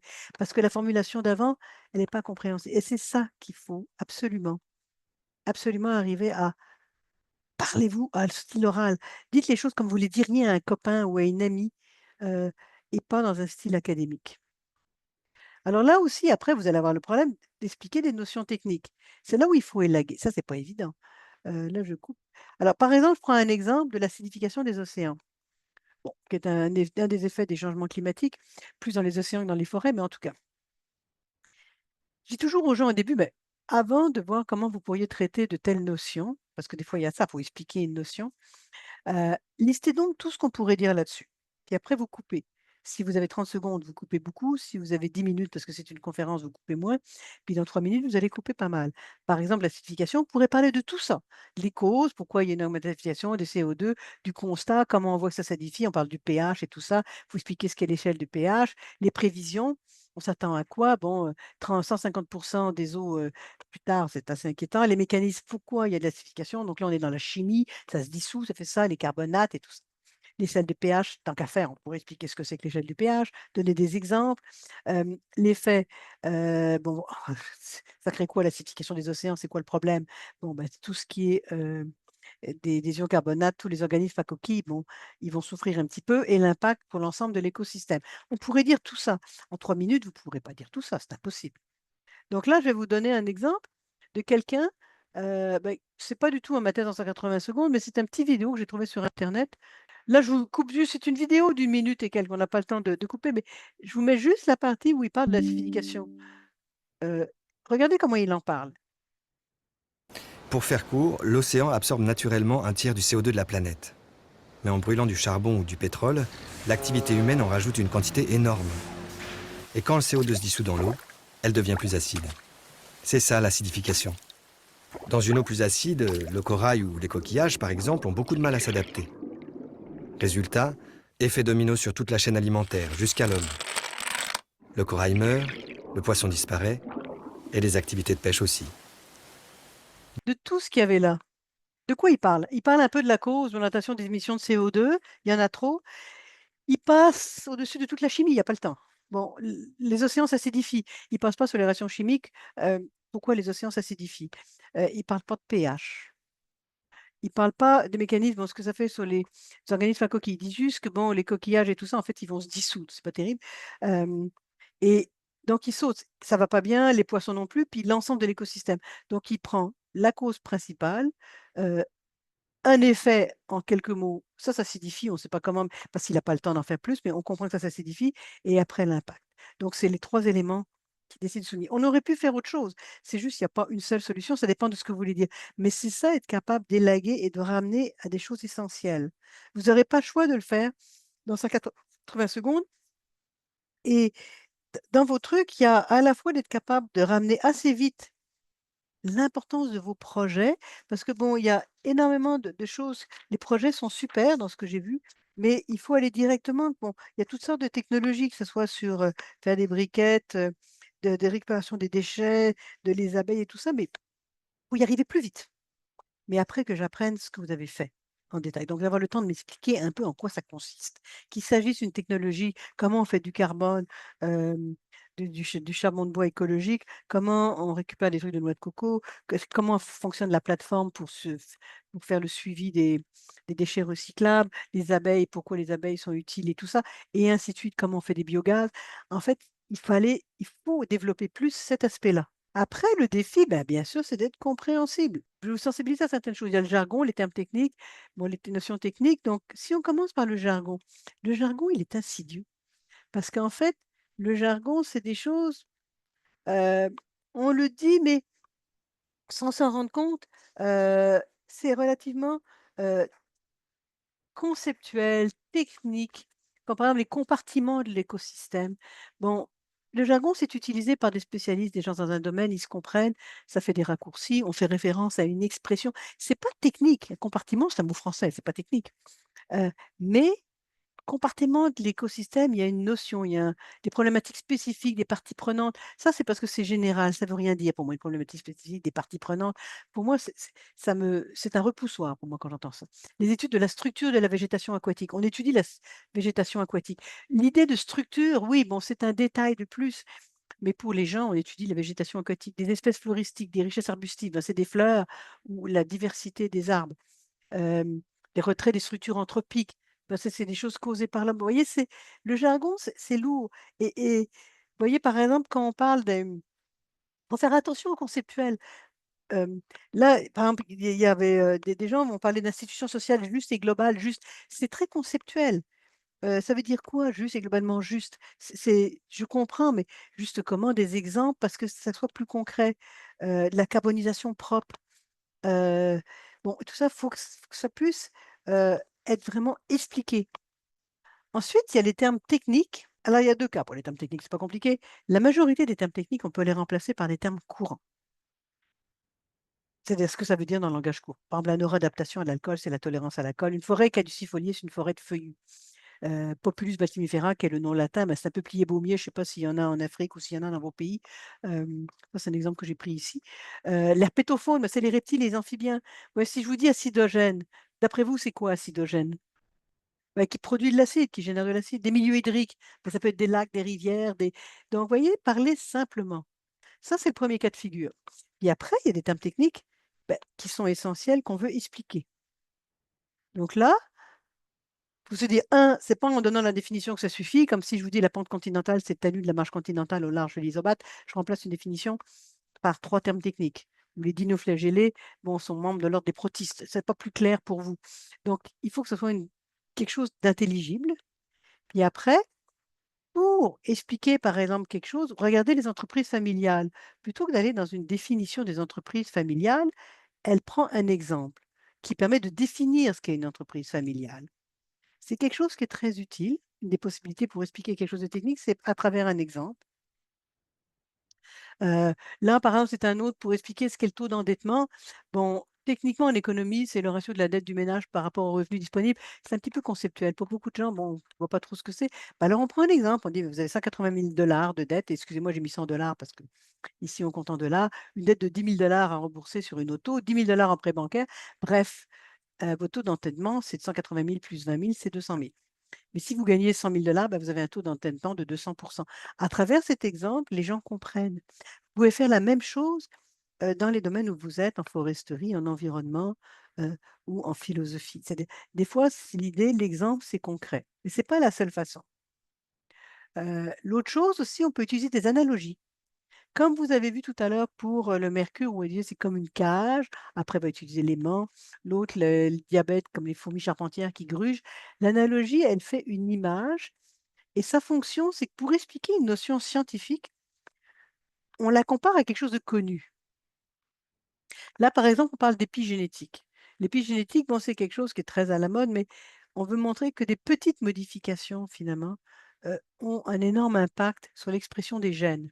Pour expliquer ça, la personne a eu l'idée de dire, c'est comme si c'est par le processus qu'on appelle la méthylation. Donc, pour expliquer c'est quoi la méthylation qui est à la base de l'épigénétique, c'est quelque chose qui modifie le niveau de fonctionnement du gène. Là, on est dans l'ADN et tout ça. Comme un accent sur une voyelle change la prononciation d'un mot. Donc là, on le voit. C'est-à-dire, si je change un accent, le mot ne va pas se prononcer de la même façon. C'est pareil. Je change juste un accent, donc c'est presque rien. L'expression du gène va être différente. Et c'est ça l'épigénétique. Vous voyez, on arrive à avoir une idée. Si on veut parler de la myéline, c'est une substance qui enveloppe les axones des neurones. C'est comme une gaine de plastique pour les fils électriques. Ça sert d'isolant. Quand on n'a plus de myéline, on peut comprendre que l'influx se promène un peu partout. Plus dans l'environnement, les marais, les marécages, les étangs, c'est comme des reins dans la nature, ils filtrent. Alors l'analogie, vous comprenez le principe, c'est utile, c'est vraiment bien. C'est vraiment, ça fait en plus quelque chose de concret. Les gens ont une image, donc c'est pas obligatoire. Et là, il faut faire attention, l'analogie, trouvez-en une qui tienne la route, qui soit bonne, qui n'amène pas à des conceptions erronées. Parce que des fois, l'analogie, on va la décliner, c'est-à-dire on va l'utiliser. Quand par exemple, on va parler de ce problème comme des rails, on va utiliser tout le vocabulaire des chemins de fer ensuite. Donc, il faut la décliner pour expliquer l'ensemble de son propos. Donc, il faut que ça soit une bonne analogie, une analogie qui tienne la route. Ça prend beaucoup de temps avant d'en trouver une bonne. Vous voyez, par exemple, ici, on est encore dans le domaine de la biologie cellulaire, mais c'est pas grave. On veut vous parler de la cellule. On dit qu'il y a une membrane extracellulaire, on trouve plusieurs organites, au centre, il y a un noyau. Mais l'idée, c'est si on veut se concentrer sur le noyau qui protège l'ADN, on dit coffre-fort. Vous voyez, on compare le noyau à un coffre-fort qui protège l'ADN. Alors, l'autre qualité, si je reviens à la première qualité, c'est un message. La deuxième, c'est d'être capable de mettre en contexte. La troisième, c'est de savoir bien commencer l'amorce, comment capter l'attention tout de suite. Après, d'être structuré. Après, d'être capable d'élaguer, de savoir qu'est-ce qui est important. Donc, de faire le tri, de garder que les idées essentielles. Après, c'est d'être capable d'expliquer, d'être compréhensible, d'enlever le jargon, les termes techniques, les notions, de bien les expliquer. Une des qualités, et ce qui va changer la perception de votre propos, c'est d'être imagé. Travailler son style là-bas. La richesse du vocabulaire, sans avoir un vocabulaire trop savant, il y a comme un équilibre. Mais il y a autre chose que avoir et être en français. Puis d'avoir la richesse du vocabulaire ça doit être un plaisir de vous écouter. Quand on lit un texte, des fois, on aime juste pour le plaisir de l'écriture, que ce soit. Mais c'est pareil quand on écoute quelqu'un. Il y a un style. Il faut savoir que c'est aussi important d'ailleurs que le contenu. Utiliser des analogies, ça peut être utile, c'est pas obligatoire. Et des métaphores dont je vais vous parler. C'est quoi la métaphore? Alors, la métaphore, c'est pas comme l'analogie. L'analogie, on compare. Souvent, les gens vont mettre métaphore à la place d'analogie. Ils confondent les deux, mais l'analogie, on compare, on dit c'est comme. La métaphore, c'est un procédé littéraire qui est là pour donner de l'intérêt. Ça donne de la couleur, de l'intensité. Il ne faut pas trop en mettre parce que ça peut être très lourd. Vous voyez, Yuval Harari, quand il parle d'Homo sapiens, bon, on a détruit beaucoup nos environnements depuis qu'on est là, il parle de nous comme un serial killer écologique, un tueur en série écologique. On a l'image, les bactéries voraces, les bactéries dévoreuses de pétrole, les radicaux libres, c'est la décadence cellulaire. Les baleines, c'est des crawlers de la pénombre. L'intestin, c'est une jungle amazonienne. On peut en faire aussi beaucoup dans le domaine de la forêt. Vous voyez, c'est cette idée d'avoir des images. Un exemple de quelqu'un qui avait présenté une thèse de doctorat sur la forêt, elle s'intéressait à ce qu'on appelle chez nous les chicots. Donc, c'est comme quand on fait des coupes forestières à blanc, ben, on laisse des bouts d'arbres, c'est un peu chicot, c'est un reste, et de l'impact, entre autres, sur les oiseaux, elle s'intéressait aux oiseaux. Puis elle avait parlé d'une crise du logement, parce qu'elle expliquait, vous voyez l'analogie avec le logement. Bon, le chicot, en fait, il y a les premiers occupants, c'est les pics-bois, ils font des trous. Voilà, je résume, je ne sais pas mon domaine, mais en gros, les pics-bois, c'est les premiers occupants, ils font des trous. Donc, c'est les constructeurs, ils font des petits trous, ils créent le logement. Mais après, ils s'en vont, puis c'est les canards arboricoles. Il y a des canards qui nichent dans les arbres. Et après, c'est les premiers locataires, et puis ainsi de suite. Donc, quand on coupe tous ces chicots et qu'on laisse plus de chicots après une coupe à blanc, ben, on crée un problème parce qu'il n'y a plus de logement ni pour les pics-bois, il n'y a plus de travail, puis surtout pour ce qui sont les ouvriers de la construction, ni pour les canards arboricoles parce qu'ils n'ont plus d'endroit où nicher. Donc, et tout le long, elle avait utilisé cette analogie avec la forêt, puis des métaphores aussi qui faisaient référence à la forêt. C'était imagé. Et ça permet de suivre son propos. Là, je vais vous faire écouter la totalité d'un candidat. Bon, moi, je trouve qu'il surjoue un peu, mais c'est un candidat qui a gagné la finale internationale et il a quand même l'avantage, vous allez voir, l'analogie. Et bon, il surjoue beaucoup. Il faut dire que la finale internationale, c'est vraiment, comme on dit ici, un gros show. Hein. C'est vraiment, il y a du stress. Donc, et il parle de la stimulation cérébrale profonde, qui est un procédé. Écoutez, je vous le fais écouter au complet cette fois-ci. Comment il s'y prend pour vous amener sur ce sujet quand même très technique. Parce que c'est très technique. À l'école, j'avais un vieux professeur de musique. Un professeur pas comme les autres. Son visage paraissait un peu éteint, le bout de ses doigts tremblait, ses mouvements étaient lents, et parfois ses jambes restaient gluées au sol devant les portes. Il était atteint de la maladie de Parkinson. Peut-être connaissez-vous comme moi un vieux professeur, un ami ou un grand-père affecté par Parkinson. 10 millions de personnes en souffrent à travers le monde, et 2% d'entre nous la développeront lorsque nous aurons plus de 65 ans. Si à l'époque, j'avais eu le pouvoir... Donc déjà, ben là, je vais couper au fur et à mesure parce que ça va être... Il commence par l'exemple de son professeur. Après, il élargit. Tant de personnes en souffrent, mais il donne des exemples. C'est quoi l'effet? Encore la même chose. L'effet de Parkinson, c'est les tremblements, les difficultés à marcher. Donc, c'est concret. Il ne dit pas juste ça crée des problèmes de santé. Non, il donne des exemples, c'est concret. Après, il donne un chiffre. Il y a tant de personnes qui en souffrent dans le monde. Ensuite, il continue et c'est là qu'il va commencer à être original. De voir à travers le cerveau de mon professeur, j'y aurais vu des neurones en train de mourir. Les neurones qui fabriquent la dopamine. Cette petite molécule est comme un chef d'orchestre pour le cerveau. Elle coordonne les harmonies des différents instruments en une symphonie d'instructions qui nous permettent de sourire, de bouger, de marcher harmonieusement. Mais lorsque ce chef d'orchestre, Maestro Dopamine, n'est plus produit par le cerveau, certains neurones de l'orchestre se mettent à jouer n'importe quoi. Appelons-les arbitrairement les altos. Les altos se mettent tous à jouer une seule et même note, si fort qu'elle résonne à travers tout le cerveau, et provoque des tremblements dans le bout des doigts, ralentit des mouvements et bloque la marche. Alors pour les calmer, on peut soit introduire un chef d'orchestre temporaire dans l'orchestre, en mangeant de la dopamine, soit placer une caisse claire au cœur des altos, et la faire jouer si fort qu'ils s'arrêteront de jouer. Alors, vous vous demandez certainement comment placer une caisse claire à l'intérieur d'un cerveau. Et je ne vous en veux pas de manquer de sens pratique. Voici donc un petit tutoriel de neuroingénierie. Munissez-vous d'un patient volontaire et bien éveillé, d'une perceuse et d'un pacemaker. Percez amoureusement 2 trous au sommet du crâne du patient et introduisez dans chacun un long câble électrique jusqu'au fond du cerveau, au cœur des altos. Connectez le câble au pacemaker et envoyez 130 décharges électriques par seconde aux altos pour les calmer. Refermez le tout et le patient peut repartir avec l'équivalent électrique d'une caisse claire dans le cerveau. Cette technologie s'appelle la stimulation cérébrale profonde. Et sur les 10 millions de personnes qui souffrent de la maladie de Parkinson, vous pouvez en croiser 200 000 qui se baladent, l'air de rien, avec un implant dans le cerveau. L'air de rien, pas vraiment. Ils n'ont plus de tremblements et leurs mouvements sont plus fluides, mais cette technologie ne les aide pas beaucoup à mieux marcher. Ma thèse consiste à connecter le cerveau des gens atteints par Parkinson à une intelligence artificielle pour les aider à mieux marcher. Pour ça, je développe un programme qui écoute les neurones dissidents. Je l'entraîne à détecter quand ils vont jouer une note qui va bloquer les jambes du patient et à immédiatement ordonner à la stimulation de jouer à un rythme qui lui permettra de remarcher. Un chef d'orchestre artificiel qui permettra, j'espère, à mon vieux professeur de musique de revenir aux répétitions. Donc, qu'est-ce qu'il fait? Bon, là où il est original, c'est que pour introduire la dopamine, il dit si j'avais pu voir, déjà, il se met en scène comme personnage. C'est lui qui regarde, il voit la dopamine et il a l'idée de l'analogie avec le chef d'orchestre. Et il choisit bon, de parler d'abord de la stimulation cérébrale profonde, de ce qui se passe, comment ça fonctionne, et d'une façon concrète. Bon, les altos, il prend l'exemple concret des altos qui font n'importe quoi. Et comment il fait la stimulation cérébrale? Ben, il essaye, là, ça permet de mieux marcher. Si on écoutait ça, vous verriez que c'est tout le temps concret. Quand il parle d'un effet sur la maladie, il va dire marcher, trembler, truc. Il donne les exemples. Tout est concret. Et c'est imagé. On voit le chef d'orchestre et la dopamine. Bon, les altos font n'importe quoi. On envoie avec l'exlaire un signal. Ça les calme. Mais bon, il y a des limites.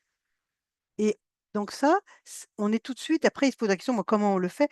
Bon, il met un peu d'humour, vous parliez tout à l'heure, Claire, tu disais pour l'humour, mais là il en met. Manquer de sens pratique, c'est rigolo. Et c'est sûr qu'il explique l'implantation de ce truc-là, de la caisse claire, bon, c'est un peu plus compliqué que ça, là, c'est pas faire un trou, on met. Mais et finalement, il donne un chiffre, il y a tant de personnes qui se promènent avec ça. Mais il y a des limites, et encore, il donne concrètement les limites. Bon, il marche un peu mieux, ou non, il tremble moins, mais il ne marche pas forcément mieux et tout. Donc, c'est concret. Et après, il arrive à parler de ce qu'il fait. C'est assez étonnant parce qu'il en parle à la fin. C'est un des cas où vraiment, c'est vraiment dans les dernières 60 secondes qu'il parle de ses travaux. Et ça, c'est assez rare. Mais ça marche. Mais il en parle quand même. Il explique vraiment ce qu'il fait avec l'intelligence artificielle, où il essaie d'écouter les neurones dissidents. C'est un chef d'orchestre artificiel. Donc, on comprend un peu le principe de sa thèse. On a quand même de la matière sur ses travaux. Il ne fait pas juste mentionner, j'ai développé tel truc, développé telle technologie. Donc, on a quand même de la matière et il revient, il boucle avec son professeur. Donc, c'est un tout. Il a gagné la finale internationale en 2021. Donc, c'était un exemple que je voulais vous montrer. Parce que bon, il est assez théâtral quand même, hein. Claire disait le côté théâtral, les maestro dopamine. Bon, ça passe. Il en met un peu beaucoup, mais c'est quand même ça passe. Et surtout, son propos est très clair. On a compris le principe de la stimulation cérébrale profonde. L'idée, même dans votre technique, quand vous voulez parler de votre technique ou de vos réflexions, quand un truc plus philosophique, ce n'est pas de tout dire, c'est pas de résumer, c'est me donner une idée de ce que vous faites. Parce que pour faire vos recherches, vous avez fait des années d'études, donc je ne pouvez pas tout dire, mais c'est me donner une idée en me faisant ressortir un élément pertinent pour moi. Puis me donner l'impression que je suis intelligente et que j'ai tout compris, alors qu'en fait, c'est beaucoup plus compliqué. la stimulation cérébrale profonde, de fait, c'est très, très compliqué. Alors, la 8e qualité, c'est pas le terme vague et passe partout. C'est un défaut qu'on retrouve tout le temps, tout le temps, tout le temps. Par exemple, on va parler de carbonisation propre, moins chère, de termes vagues. Bon, on va parler d'une réalisation est accessible et captivante. On crée une génération consciente et engagée. Ça, c'est que des généralités. Ça ne me dit rien. L'agriculture fait face à de nombreux défis. On ne parle pas des défis. Donc, tout ça, c'est des phrases que l'on beurre.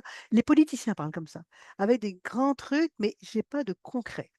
Donc, on ne peut pas, parce que ça ne me donne pas de prise.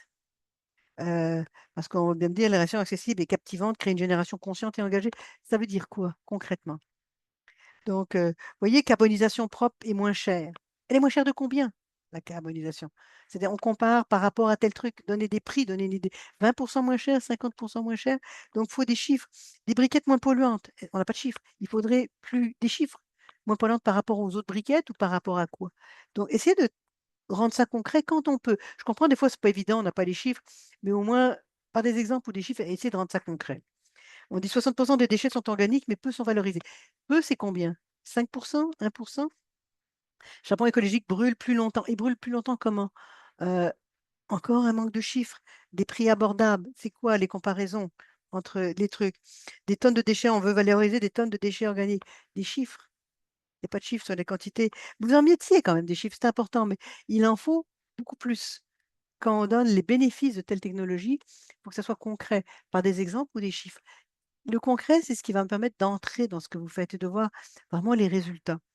Euh, des exemples aussi, quand on parle de déchets organiques, bon, c'était mentionné un petit peu, ou des types de technologies, des trucs. Des exemples, c'est quoi les déchets organiques? C'est les feuilles, etc. Les vulgariser des nouvelles technologies, sensibiliser, mais comment on sensibilise? On prend des mesures. Quelles mesures? Des fois, c'est présenté loin après. Donc, ce que je veux vous retenir, c'est que pas de termes vagues, pas de généralité.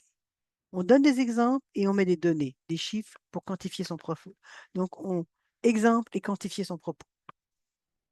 Donc, pourquoi, par exemple, fuir le vague? C'est des choses comme ça que l'on trouve, pas forcément dans vos propos, là, j'ai pris ça ailleurs, afin de configurer les efforts des différents établissements, des groupes de travail, des communautés de pratique. C'est quoi une communauté de pratique? Sont constituées et peuvent parler à des thématiques diverses. Quelles thématiques? C'est général, ça ne me dit rien. Pour X, la recherche collaborative repose sur 2 dimensions clés. Quelles dimensions? La première pourra représenter la diversité de chaque aspect étudié. Quels sont les aspects? Les objets des populations. On ne sait pas d'exemple, les chercheurs et chercheurs impliqués. Lesquels? Les savoirs liés à l'expérience. Vous voyez, ça, c'est un tissu de généralité. On a beaucoup ça dans le langage académique, beaucoup ça dans le langage politique, mais il y a une raison, parce qu'on dit les choses sans trop les dire. On peut toujours revenir en arrière, mais il faut éviter ça, de faire des phrases valises où on dit des généralités. Il faut vraiment éviter ça. Alors, comment on évite ça? D'abord, on donne des exemples. Alors, je veux dire qu'on va mettre l'accent sur les populations négligées par les études. Par exemple, dans ce cas-là, d'exemples de populations négligées, bon, c'était les personnes âgées, les enfants, les adolescents ou les femmes enceintes. Mais je donne des exemples.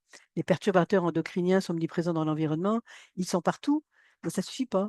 Il faut dire partout, par exemple, les cosmétiques, les agents plastifiants, les produits industriels, les pesticides, l'alimentation en général. On donne des exemples. Puis l'exemple va faire un peu, va capter l'attention des gens. Je peux vous dire qu'un individu vieillit parce que ses cellules vieillissent et que la durée de vie est aussi limitée. Par exemple, les cellules humaines de la peau en culture cessent de proliférer après 40 ou 60 divisions, donc c'est court. Puis l'exemple peut vous éviter, comme on a vu avec celle sur la bijouterie de Malouf, là, de donner des définitions. Par exemple, là, je veux parler des déserts ou des semi-déserts. C'est long, la définition géographique d'un désert. Mais je peux dire comme le Sahara. Moi, je vois une dune de sable, semi-désert, le Kalahari en Afrique du Sud. Bon, je vois un petit bush. Donc, l'exemple peut vous éviter d'entrer dans des définitions trop fastidieuses et trop longues. Juste me donner une idée de quoi il s'agit. Donc, des exemples, mais aussi des chiffres. Alors, les chiffres, par exemple, vous voyez, c'est ce qui manque souvent dans les présentations, ma tête dans 180 secondes. On donne des grands trucs, mais on n'a pas de chiffres. Et ça, c'est essentiel. Si vous pouviez concentrer sur 2 choses, avoir un message clair, commencer par ce qui est important, sélectionner vraiment l'idée que vous voulez développer et limiter les préambules trop longs et ensuite les plus concrets et plus imagés. Déjà, c'est des qualités qui vont tout changer. Oui, quand je dis les scientifiques estiment que 64% des zones humides de la planète ont disparu depuis 1900, j'ai un chiffre où le nombre de Canadiens qui souffrent de troubles cognitifs augmente d'une personne toutes les 5 minutes. Donc, on donne une fréquence, une prévalence. Et ça marque les gens. Je peux vous dire que le cerveau est vascularisé, très vascularisé. Mais quand je vous dis 600 km de vaisseaux sanguins qu'on a dans la tête, c'est impressionnant. Ça marque. Si la fin de ce programme, ça c'était sur les féminicides, 6 femmes ont été tuées dans le monde. Le programme, il durait une demi-heure à la radio. Mais le chercheur, il a marqué les esprits avec ça. C'est-à-dire, en une demi-heure, d'ici la fin du programme, il y a 6 femmes qui ont été tuées dans le monde. Ça demande du travail, ça demande de le calculer avant, parce qu'on ne peut pas sortir un chiffre comme ça au hasard, mais ça vous sera très utile plus tard dans n'importe quelle communication. D'être capable d'être concret, donc ça demande de travailler, de penser, de les trouver, des chiffres d'ailleurs, et de préparer les exemples. D'avoir toujours ça, ce réflexe-là, chiffre, exemple, chiffre, exemple. C'est ce qu'ont fait tous les exemples que je vous ai montrés. Le mercure, c'est bon pour la santé, exemple. Le diabète, c'est dangereux pour la santé, exemple. Parkinson, ça a des effets sur la santé, exemple. Tremblement, machin, marche, et tout ça. Donc, toujours préciser. C'est là où on ancre l'information dans la tête des gens. L'autre chose très utile, et ça vous avez dû le remarquer, il n'y a que ça dans les médias, c'est des fois on peut comparer à du connu. C'est très efficace, surtout pour certaines notions, certaines grandeurs, certains. On n'a pas d'idée, par exemple, un micropolluant, bon, on dit 1 microgramme par litre. Heu, c'est quoi un microgramme par litre? Mais ça veut dire rien, mais c'est une cuillerée à café dans une piscine olympique. Là, j'ai déjà une idée. Bon, la piscine olympique est pas mal utilisée. On peut peut-être être original, mais au moins j'ai une idée. Quand j'ai été original, j'aimais beaucoup quelqu'un qui parlait des déchets. C'était des déchets de plastique dans son cas, mais et elle s'est amusée et c'est là où elle est originale. Elle s'est mise à comparer dans toute sa présentation, elle comparait ça en nombre d'éléphants. Donc un déchet, de plastique, 5,4 millions de tonnes, c'est 893 000 éléphants. C'est drôle, c'est amusant, ça fait sourire, ça crée un contact. J'ai vu quelqu'un Derek Muller qui voulait parler des endroits dans le monde où il y avait le plus de radioactivité et lui, c'est un YouTuber, il est devenu très célèbre, mais à un moment donné, il se promène puis il avait utilisé comme unité la banane, parce que la banane est radioactive. Mais ne vous inquiétez pas, c'est à cause du potassium, mais infiniment radioactif, c'est pas dangereux pour la santé. Donc, l'unité, c'était la banane. Et après, il mesurait en termes de banane, Tchernobyl, Fukushima et tout ça. C'était hallucinant. Quelqu'un qui veut parler des ressources en eau et tout ça, elle avait utilisé le t-shirt de coton. Combien ça prend d'eau pour faire un t-shirt de coton? Mais après, notre usage en eau, c'était en nombre de t-shirts de coton. Et en hamburger. Combien il y a de... Tout ça, ça marche. D'abord, ça crée des, pas pour ma thèse en 180, mais des éléments visuels, parce que la banane ou le t-shirt de coton était multiplié à l'image à l'infini, mais c'est une façon d'engager les gens, de capter leur attention et qu'il y ait une image qui reste. Plus vous êtes jeune, plus la possibilité de fabriquer de nouveaux tissus augmente. Bon, à partir d'un morceau de peau d'un enfant de 6 mois, on pourrait finir par couvrir un terrain de football. Alors, c'est sûr, comparé à du connu, j'avais parlé de cet exemple à des gens avec les communautés des Inuits, donc dans le Grand Nord canadien. Et puis là, il faut faire attention, donner des références que les gens connaissent, parce qu'il y avait une Inuit qui m'avait dit c'est très beau, mais les terrains de football dans le Nunavut, dans le Grand Nord, il n'y en a pas. Donc on compare à quelque chose de connu là-bas. Les termitières, les superficies, les gens ne savent pas ce que c'est une superficie touchée. Donc, par exemple, une forêt qui fait 230 000 km², ça ne me dit rien, mais c'est la superficie de la Grande-Bretagne. Donc ça prend du temps pour le calculer. Beaucoup de différences au niveau génétique entre un requin et un thon quand le même thon est l'homme. Et un que vous pouvez connaître si on ramène l'histoire humaine sur 24 heures, bah, l'espèce humaine est apparue à 23h59 56 secondes. Donc, c'est le cas de dernière seconde sur 24 heures. Donc, tout ça, ça marque. Comparé à du connu, c'est un bon outil. Vous voyez, il y a un livre que je suis en train de lire, ça je l'ai rajouté, c'est récent, mais il parle de façon très imagée, c'est sur la perception du monde par les animaux. Et par exemple, il dit les humains peuvent distinguer jusqu'à 60 images par seconde, c'est ce que l'on voit. Bon, mais la mouche, une mouche en particulier, là j'ai mis la mouche, mais en fait c'est un type de mouche, 350. Donc en fait, ils disent c'est un film réalisé par un humain et défilant de façon serait pour elle qu'un diaporama. Elle voit tellement d'images par seconde qu'elle verrait ça assuré. Puis si elle regardait un match de boxe, ça ressemblerait à du tai chi pour elle. Ça fait sourire, il y a de l'humour, c'est approprié, c'est pas un sujet délicat. On parle pas de choses de mort d'enfant où on parle de. Non, non, on peut faire de l'humour. Puis ça ressemblait à du tai chi. On a l'image. Elle a tellement d'images par seconde que bon, ça ferait assurer. Ensuite, des chiffres compréhensibles. Ça, c'est juste, on arrondit les chiffres. Par exemple, si vous parlez d'une récolte de bois ou de déchets de 976 kilos de déchets, c'est presque une tonne. Donc, on arrondit, à moins que l'information soit dans le détail.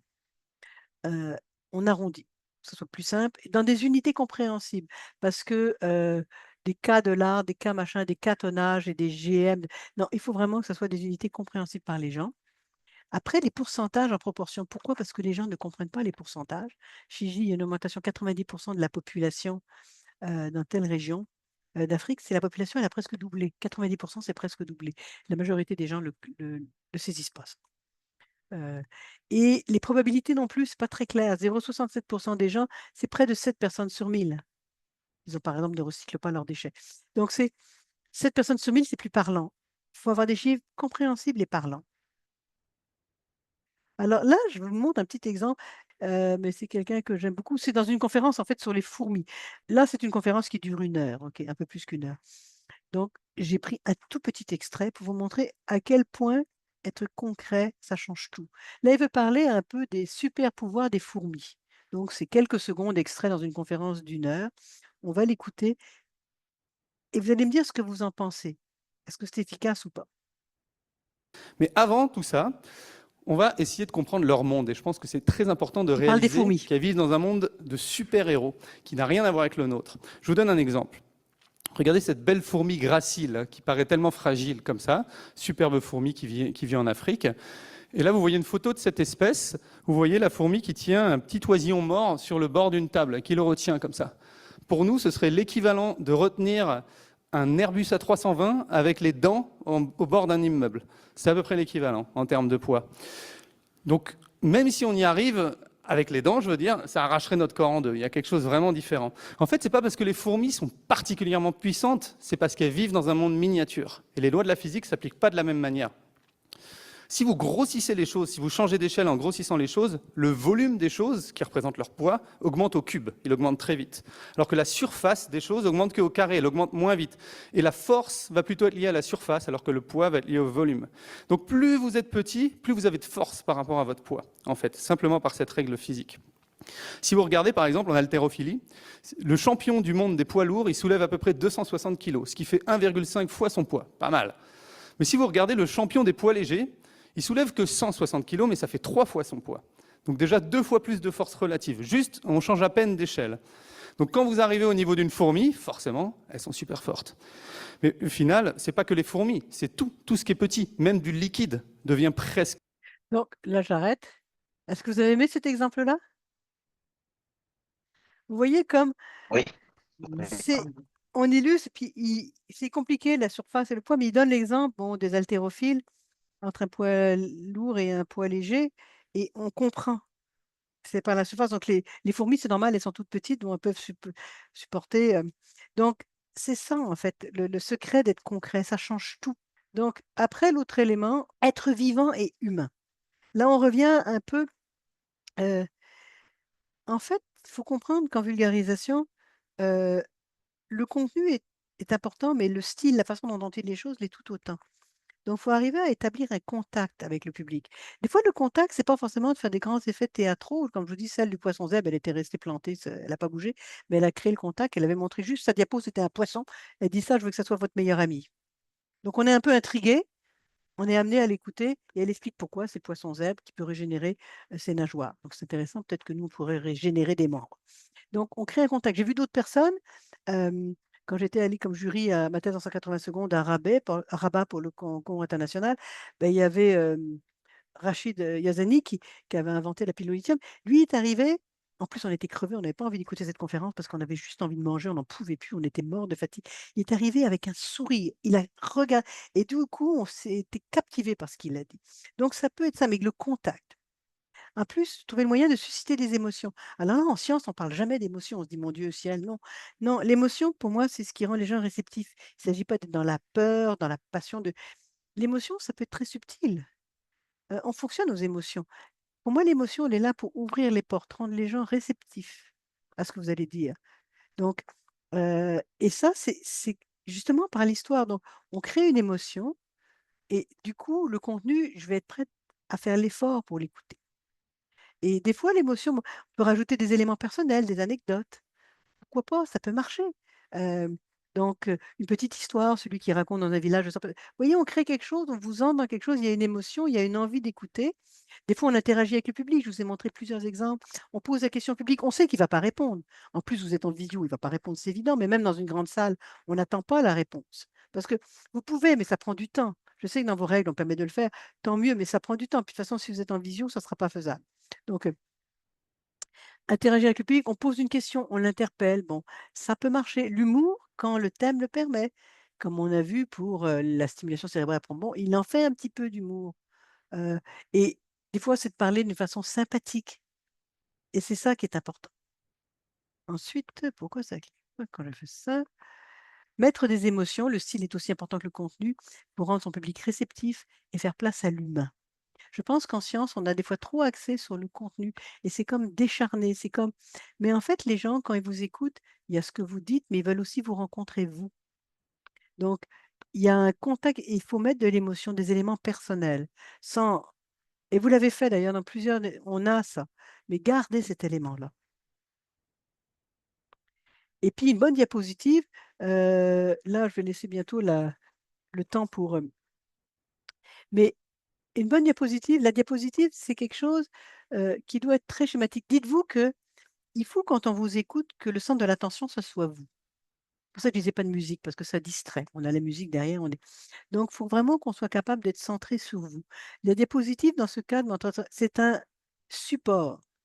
Il ne faut pas que je sois en train de décoder la diapositive, de lire des choses sur la diapositive pendant que vous parlez parce que pendant que je lis, je vous écoute plus. Je vous écoute moins bien, de façon distraite. Donc la diapositive, c'est juste un support. Dans certains cas, les gens vont mettre juste une photo. Une photo avant, après, un truc avec la déforestation ou un schéma très simple avec des mots-clés. Donc, il faut vous y référer, c'est-à-dire qu'on le voit.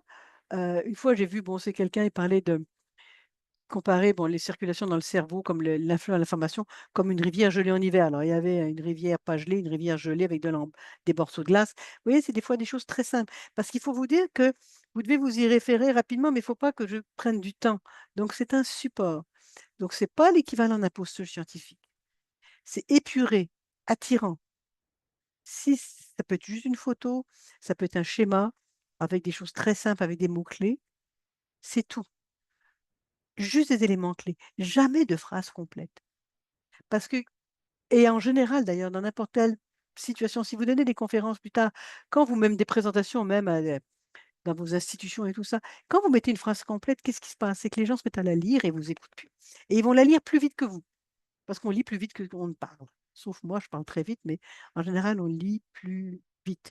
Donc, ils vous écoutent plus, ils lisent la phrase, vous continuez à la lire à l'écran, et ça crée une perte de connexion. Et on a fini de lire, vous êtes encore en train de la lire, ça ne marche pas. Donc, on ne met jamais de phrase complète, on ne met jamais de références, de machin, des trucs comme ça. Épuré. Votre diapo doit être la plus simple possible. Ensuite, l'attitude. Et je reviens, contact avec l'auditoire. Quand vous commencez, prenez quelques secondes juste pour vous placer, avant de partir à l'enregistrement, de vous centrer, de dire, bon, ben là, je parle. Là, je m'adresse. Bon, c'est difficile parce que vous allez faire ça en visio, donc vous n'avez pas le contact avec la foule. Mais c'est un des défis. Pendant la pandémie, ça a été le cas pour tous les candidats qui ont fait ma thèse à 80 secondes. C'était pas drôle, mais vous, c'est la règle du jeu. Donc, mettez-vous dans un endroit calme, où il n'y a pas de bruit ambiant, il n'y a rien qui peut vous distraire, et essayez d'imaginer que vous parlez à quelqu'un. Vous êtes devant un ordi, c'est pas terrible. Ou alors mettez des gens en face de vous comme si vous leur parlez, puis il y a des vraies personnes. Vous pouvez faire ça aussi. Essayez d'établir un contact avec votre ordi, si vous parlez à votre caméra d'ordinateur, ou avec un public, filmez-vous pendant que vous parlez à des vraies personnes. Il faut avoir un ton rythmé et vivant. Ça, dans ce que j'ai entendu, il faut vraiment que ça soit engagé. Il ne faut pas que vous me parlez, bon, je vais vous parler de la situation, c'est un gros problème environnemental, les déchets, tout ça. Non, c'est pas engageant. Faut être rythmé, vivant, sans surjouer. Soyez naturel, mais intéressant, que ça bouge, ça soit vivant, que je vous sente. Et ça, c'est important. Faire des pauses, moi, c'est ce que je dois apprendre beaucoup à faire, mais c'est un truc là de théâtre. Souvent, pour insister sur quelque chose, on utilise les silences. Et je vous dis que les éléphants sont menacés. Je vais faire un quart de seconde de silence, ce qui va faire ressortir le mot menacé. C'est un truc que les gens de théâtre utilisent. Donc le silence, je sais que 3 minutes, on a envie de se dire: «Bah, je vais pas perdre de temps», mais un silence d'une seconde ou d'un demi-seconde, ça fait respirer et ça fait que le tout va être plus digeste parce que c'est ça finalement. Comment les gens vont se juger? C'est-à-dire ils écoutent plein de candidats qui parlent 3 minutes, on est humain.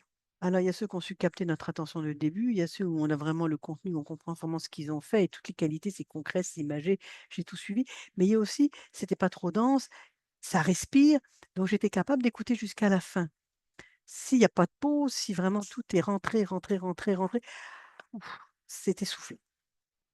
L'éthique de langage, bon, les trucs qu'on répète tout le temps, les Français disent tout le temps «du coup», nous, j'ai vu des gens qui avaient des tics ou des tics des mouvements, des jambes croisées, des trucs ou faut essayer d'être naturel et qu'on ne soit pas distrait par une gestuelle, c'est ça, qu'on ne soit pas distrait. En fait, il faut qu'on vous écoute vous. L'idée, c'est de mettre la cen de tout centrer sur vous.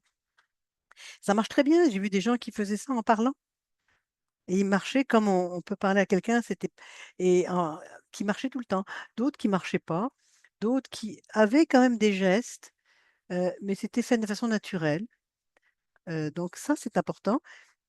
Une voix claire et attention à bien articuler les mots. Dans certains cas, je n'entendais pas, je n'ai pas compris, certains mots, parce que c'était dit trop vite. Surtout quand il s'agit de votre technologie, je l'ai mentionné très rapidement, il y a plusieurs fois où je n'ai carrément pas entendu le nom de la technologie ou le nom de certaines choses. Il y a des bouts entiers que je n'entendais pas. Donc articuler, je devrais me le dire à moi-même parce que je parle très vite, mais bon, c'est difficile, on est dans l'enthousiasme, il faut que ça soit très clair, qu'on dise lentement et puis le truc ultime en fait, c'est d'avoir du plaisir. C'est quoi le secret de la bonne vulgarisation? C'est quand les gens, ils prennent du plaisir. Là, je passe mon message, mais c'est quand il y a des émotions, ça suscite des émotions, donc ça invite les gens à aller plus loin, à être réceptifs, à accepter le contenu. Mais le plaisir, quand vous n'avez pas de plaisir, vous n'allez pas le transmettre, donc déjà ça coupe la connexion. C'est le plaisir et quand on a du plaisir à vulgariser, bah, finalement ça change tout, parce que vous n'allez pas devenir des bons vulgarisateurs en un seul exercice pour ma tête en 180 secondes. C'est quelque chose que vous devez développer sur des années. Donc, vous faites des exercices, ma thèse en 180 secondes, une présentation à un tel endroit, vous essayez des trucs. Ah ça marche, vous avez du plaisir. Ça a marché, j'ai vu que les gens ont réagi. Ça n'a pas marché, les gens sont restés assez impassibles. Donc, on change, mais on a du plaisir. Après, la fois suivante, on essaye autre chose. Et sur des années, moi, j'ai vu des gens, bon, il y a un chercheur sur les forêts au Québec qui au début, bon, Christian Messier faisait de la bonne vulgarisation, mais il a pris plaisir à ça. Puis à chaque fois qu'il en faisait, il trouvait des nouveaux trucs, il essayait des machins, ça marchait pas d'autres. Il est devenu un excellent, vulgarisateur, un très grand chercheur, mais il est aussi chroniqueur dans des émissions de radio maintenant. Donc vous voyez, c'est comme et il est excellent. Mais ça s'est bâti sur des années. Donc mon message, c'est que c'est pas juste ma thèse en 180 secondes. Ces habiletés dont je vous parle, elles vont être utiles toute votre vie. Puis c'est génial que vous fassiez le concours et bravo pour être des finalistes, mais ces habiletés vont vous servir toute votre vie parce que les formats des communications que vous aurez à faire vont plus ressembler à ça. Des fois un peu plus longues, des fois plus de contenu, des fois des gens un petit peu plus avertis de votre domaine, mais c'est ça et c'est le plaisir dans la communication qui va faire que vous aurez plus d'impact. Donc j'arrête là parce que, heu, on a peut-être du temps pour les questions, puis je sais que Claire voulait avoir du temps. Donc c'est ou bien vos questions, j'arrête le partage. Là, on a du temps pour les questions. Claire, je te passe la parole. Merci déjà, c'était vraiment passionnant de t'écouter. J'ai appris beaucoup de trucs, aussi. Il y a des choses que j'ai «Ah! OK» et puis, pour rebondir un peu sur ce que tu disais à la fin, je suis assez d'accord avec toi. Moi, j'adore vulgariser, c'est quelque chose que j'aime puis peut-être c'est un peu naturel chez moi de vouloir développer ça. Et moi, ce que j'aime particulièrement là et ce qui aide, je trouve, à passer les messages, vraiment de façon simple maintenant, c'est que j'aime faire des conférences dans des bars, dans des Oui. contextes totalement, déconstruits, de toute, enfin, non liés à des institutions, vraiment auprès du grand public. Parce qu'en fait, on arrive vraiment, on recueille les réactions des gens et on va savoir avec le temps qu'est-ce qui marche et comment je dois faire et cetera et ce que je trouve le plus challenging à chaque fois dans ce type de conférence ou peu importe quand on est devant le grand public, c'est de, oui, capter l'attention, mais la garder cette attention-là. Parce que sur 20 minutes, on vous écoute, les 5 premières minutes, ils vous écoutent, puis au bout d'un moment, foup, ça part. Et c'est pareil pour les Zooms, et c'est pareil pour beaucoup de choses. Ce qui est très important, je trouve, c'est de garder cette attention-là, d'avoir un certain rythme dans les interventions qu'on fait. Et il y a une autre chose que je voudrais partager, parce que je le fais aussi de façon personnelle, c'est que maintenant, j'interviens dans certaines écoles pour donner des ateliers et, où ben, on discute des changements climatiques, etc. Et ça apprend énormément aussi, parce que les enfants, c'est encore je dirais, un challenge au-dessus de pouvoir Ouais. capter l'attention et encore de garder cette attention-là. Et aussi, je trouve que ça nous force, nous, scientifiques, je trouve que quelquefois, on n'ose peut-être pas assez, comme je dirais, sortir de notre laboratoire. Puis je trouve que c'est encore le cas. Je crois qu'en tant que scientifique ou futur chercheur, ou peu importe ce que vous ferez, même dans les compagnies privées, je veux dire, mais c'est important d'avoir une connexion vers le grand public, vers l'extérieur, et de sortir de notre laboratoire et de vouloir faire cet effort-là. Et quand on s'adresse par exemple à des enfants, ben là on est vraiment obligé pour le coup d'avoir des mots très très simples. Et ça oblige à cet effort, à cet exercice-là. Et je trouve que voilà, c'est quelque chose, et d'ailleurs on a des activités qu'on fait au sein du réseau UNICE, notamment à travers des projets collectifs, etc., qui donnent l'opportunité à des membres UNICE de faire cet exercice. Et voilà, je voulais simplement le souligner, c'est extrêmement Ouais. important de le faire. Et puis, je pense aussi que la recherche, tant comme on la voit, comme on la perçoit peut-être maintenant, là, en 2025, on a besoin de cette ouverture-là, vraiment. Donc, Mais on n'a pas le choix, enfin, juste parce que je pourrais dire plein de choses bon, sur le fait d'aller dans les bars. Je donne un cours à l'université où les étudiants, à la fin, l'épreuve finale, en fait, leur examen, c'est d'aller présenter dans un bar de sciences, donc avec un vrai public. Et c'est là où Mais en fait, on n'a pas le choix, c'est que je pense effectivement, vous n'avez pas le choix, c'est qu'on ne réalise pas que dans le milieu professionnel, si vous voulez que vos recherches aient un impact, le volet communication, il est essentiel. D'être capable de le communiquer. Puis, veut pas, vous ne parlerez pas qu'à des spécialistes. Même vos collègues ne sont pas toujours des spécialistes de votre domaine. Donc, d'être capable d'apprendre à communiquer de façon efficace. Et bon, il y a les enfants, mais il y a aussi tous les usagers, il y a les élus, il y a des communautés, donc c'est énormément de gens pour apprendre à communiquer avec ces gens-là. C'est des habiletés, je vous dis, qui sont essentielles et qui vont même vous être utiles un peu dans le domaine savant. Ça, c'est parce qu'effectivement, dans les congrès, les gens, des fois, c'est très ennuyeux, n'écoutent pas toujours. Mais bon. Il y a Emma qui avait une question. Emma, j'ai vu passer un petit truc. Merci beaucoup pour la présentation. Et Oui. dans votre explication, vous avez parlé des thèmes techniques qu'il faut peut-être simplifier pour que ça soit compréhensible. Et j'aimerais demander, c'est dans les 3 minutes là, on pourrait simplifier ça ou bien on aura un temps après pour pouvoir mieux expliquer certains mots qu'on devait utiliser. Oui, mais j'essaie de comprendre votre question. Dans l'explication des termes techniques, quel mot on doit utiliser, c'est ça? Non, non. Non. Par exemple, dans ma présentation, j'ai un mot où je sais que c'est peut-être un jargon qui est un peu technique. C'est lequel? Pouvez-vous me Maintenant, le dire? Le mot? digestat, par exemple. Un digesteur. Digestat. C'est trop technique. Il faut expliquer ce que c'est, un digesteur. Voyez? Et c'est là où il faut vous dire, dans votre présentation, vous pouvez avoir des mots comme ça. Il faut prendre le temps, à un moment donné, de dire c'est quoi un digesteur? Qu'est-ce qu'il fait? Bon, il digère. Digesteur, d'ailleurs, on comprend un petit peu, mais digesteur, il faut dire, bon, c'est là-dedans, j'imagine qu'on prend des déchets et qu'il les décompose ou qu'il les digère pour ressortir quelque chose. Donc, c'est l'art de dire, bon, digesteur, de dire une image pour ce qui fait telle chose. Encore digesteur, on comprend, mais d'éviter des mots comme ça techniques. C'est ça qu'il faut faire. Ah, je pense que Isaac a une question. Oui, vas-y Isaac, pose ta question, je t'en prie.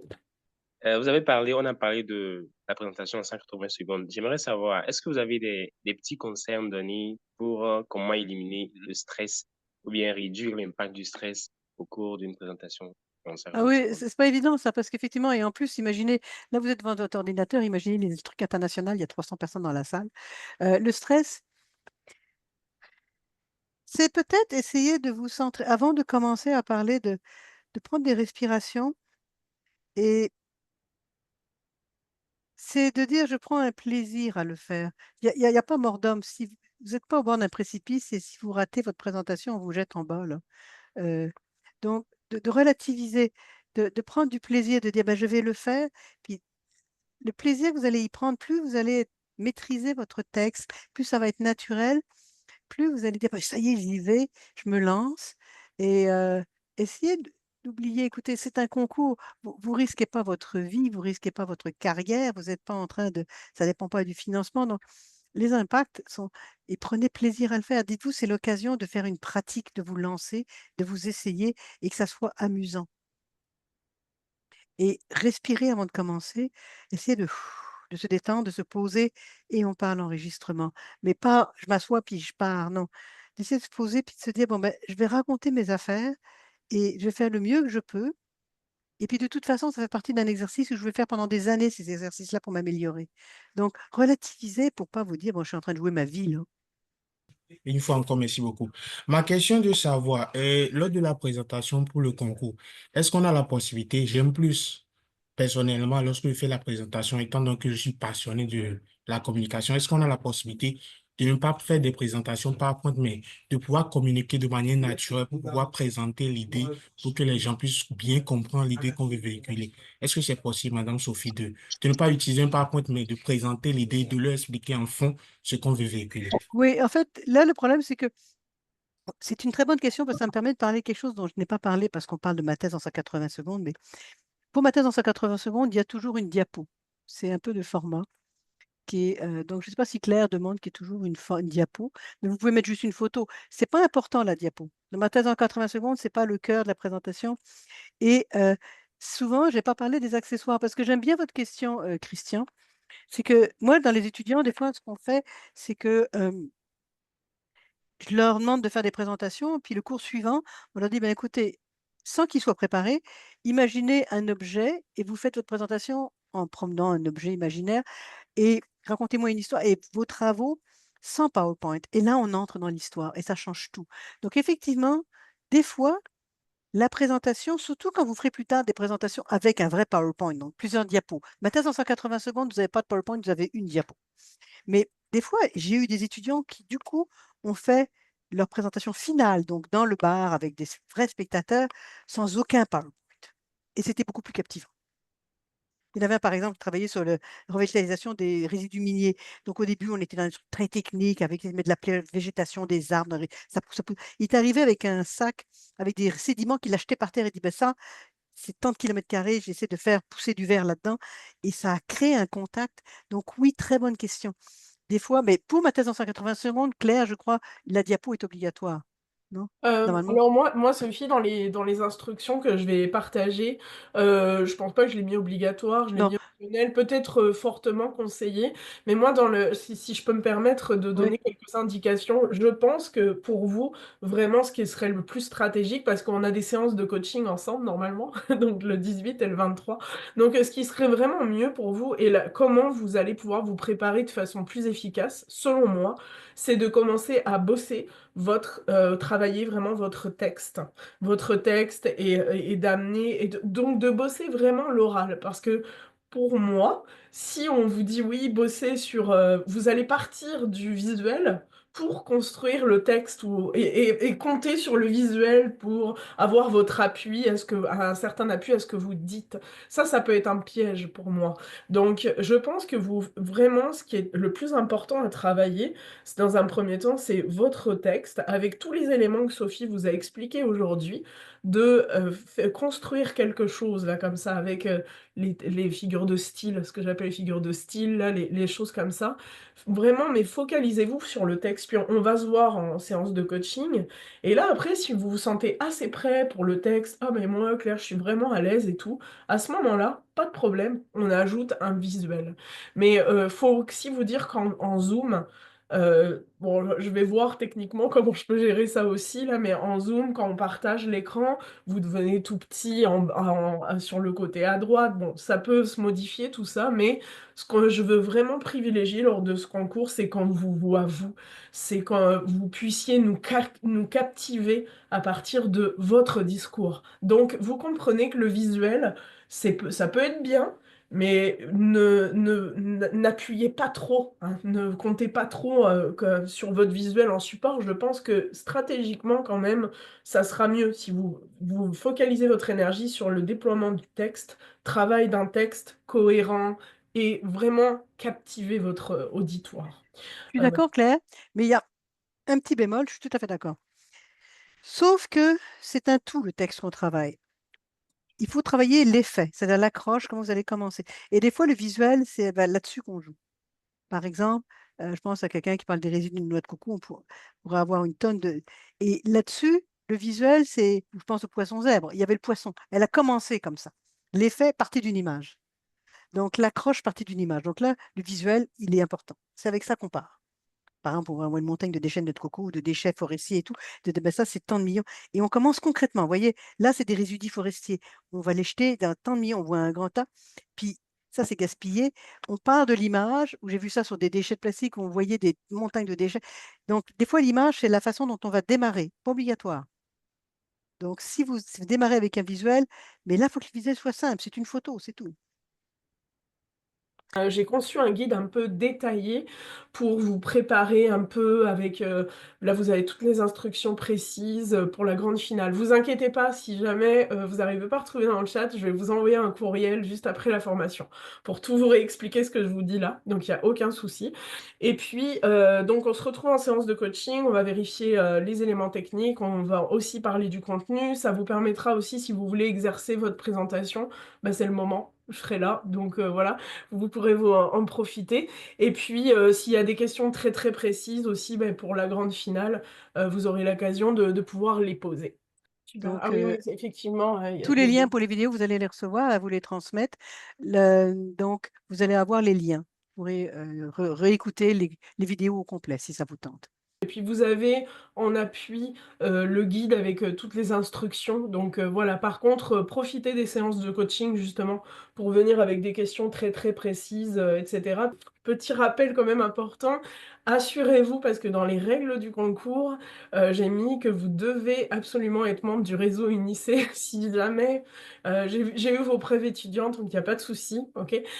J'ai validé tout ça, mais si ça fait partie du règlement, donc vraiment faites-le, parce que sinon le 24, si c'est pas fait, moi on pourra pas poursuivre plus loin dans le concours. Donc ça quand même c'est super important. Faites bien la démarche de vous inscrire quand même au réseau de façon officielle, etc. Donc vous pouvez vous référer à notre site web, vous allez sur notre site web et puis il y a tout, c'est très lisible là, je rejoins le réseau, etc. Puis vous allez avoir un petit formulaire à remplir et vous nous rejoignez. C'est hyper simple, hein. Donc ce que je trouve assez bien, c'est qu'on a vraiment une offre de formation au sein d'un concours. Donc là, vraiment, même si tu performes pas et que tu gagnes pas, en fait, tout le monde est gagnant, je trouve, avec cette formule-là aussi, parce que d'avoir une formation, de progresser, de corriger, en fait, peut-être les défauts aussi qu'on a. Parce que des fois, on n'est pas formé nécessairement, je parlais en tant que chercheur, on n'est pas formé nécessairement sur tous ces aspects-là, communication, comment bien communiquer notre science, nos recherches et tout. Et on fait des erreurs, quoi. Et ces formations-là aussi, ça nous aide à corriger nos erreurs, peut-être des choses qui sont même ancrées depuis des années, et on se dit, ah non, finalement, il faut que je fasse autrement. Et ça nous permet d'évoluer et de s'enrichir. Donc, tout le monde est gagnant déjà, donc voilà. Mais écoutez, c'est parfait, je vois les commentaires, on pourrait continuer la discussion encore longtemps. Mais le petit secret aussi, c'est la pratique. Vous allez avoir un texte qui doit être un texte qui se dit oralement et non un texte écrit que vous devez apprendre. Faites-le, refaites-le souvent, souvent, souvent. Et à un moment donné, il va devenir naturel. C'est pas réciter un texte qu'on a appris par cœur, c'est être capable de le dire et de le raconter. Et il y a la pratique. Le secret, c'est de vous pratiquer très souvent, qui devienne naturel. Vous maîtrisez tellement que même si vous oubliez un mot, vous allez rebondir et faites attention au temps. Donnez-vous un moyen de voir le temps qui défile. Est-ce que je peux rajouter aussi, Sophie, quelque chose qui peut être très drôle à faire aussi, c'est que vous avez certainement des membres de votre famille, bon bah ça peut être vos cobayes, même si vous passez en Zoom, vous pouvez dire au petit frère, à la petite sœur, bon, bah là, tu t'assois 5 minutes, puis voilà. Donc, mon fils, des fois, il passe, là, bon, il dit, ah non, maman, encore, mais des fois, j'ai besoin de pratiquer, puis si tu comprends pas ce que je dis, ça veut dire que je vulgarise pas bien, donc il faut que je retravaille. Donc, quelquefois aussi, c'est de trouver un peu un public, Puis, public pour une cobaye. chose, Pour, je reviens à une chose que j'ai dit, Claire, elle a raison. Quand vous faites prendre un public, des amis, bon, votre famille, tout ça, mais surtout des amis, parce que la famille est des fois trop gentille, mais demandez-leur ce qu'ils ont retenu. Faites votre exercice et demandez aux gens qu'est-ce que tu as retenu de ce que j'ai dit. Si les gens n'ont rien retenu, vous n'êtes pas prêts. Bon, on peut continuer longtemps, hein? Alors, je pense Mais qu'on a quand même des... Alors, Sophie, un énorme merci pour cette formation, encore une fois, et nous avoir donné l'opportunité. Quand même, Sophie est une formatrice reconnue quand même au Canada, et quand elle m'a dit oui, ça a été vraiment... j'étais super contente de pouvoir voilà, t'accueillir aujourd'hui et tout, c'est un autre réseau, puis que nos membres puissent bénéficier de cette formation avec beaucoup d'exemples, etc. C'était vraiment très dynamique. Merci beaucoup. Alors, merci encore à vous tous d'avoir été présents, d'avoir suivi activement la formation. bonne chance! Oui, c'est ça, mais Christian, merci beaucoup. Et Sophie, bon, on se fera un petit topo ensemble, mais je te laisserai bien sûr savoir pour la suite du concours. Tu auras l'information, bien entendu, sur les gagnants, puisqu'on en désignera 3. Donc, voilà.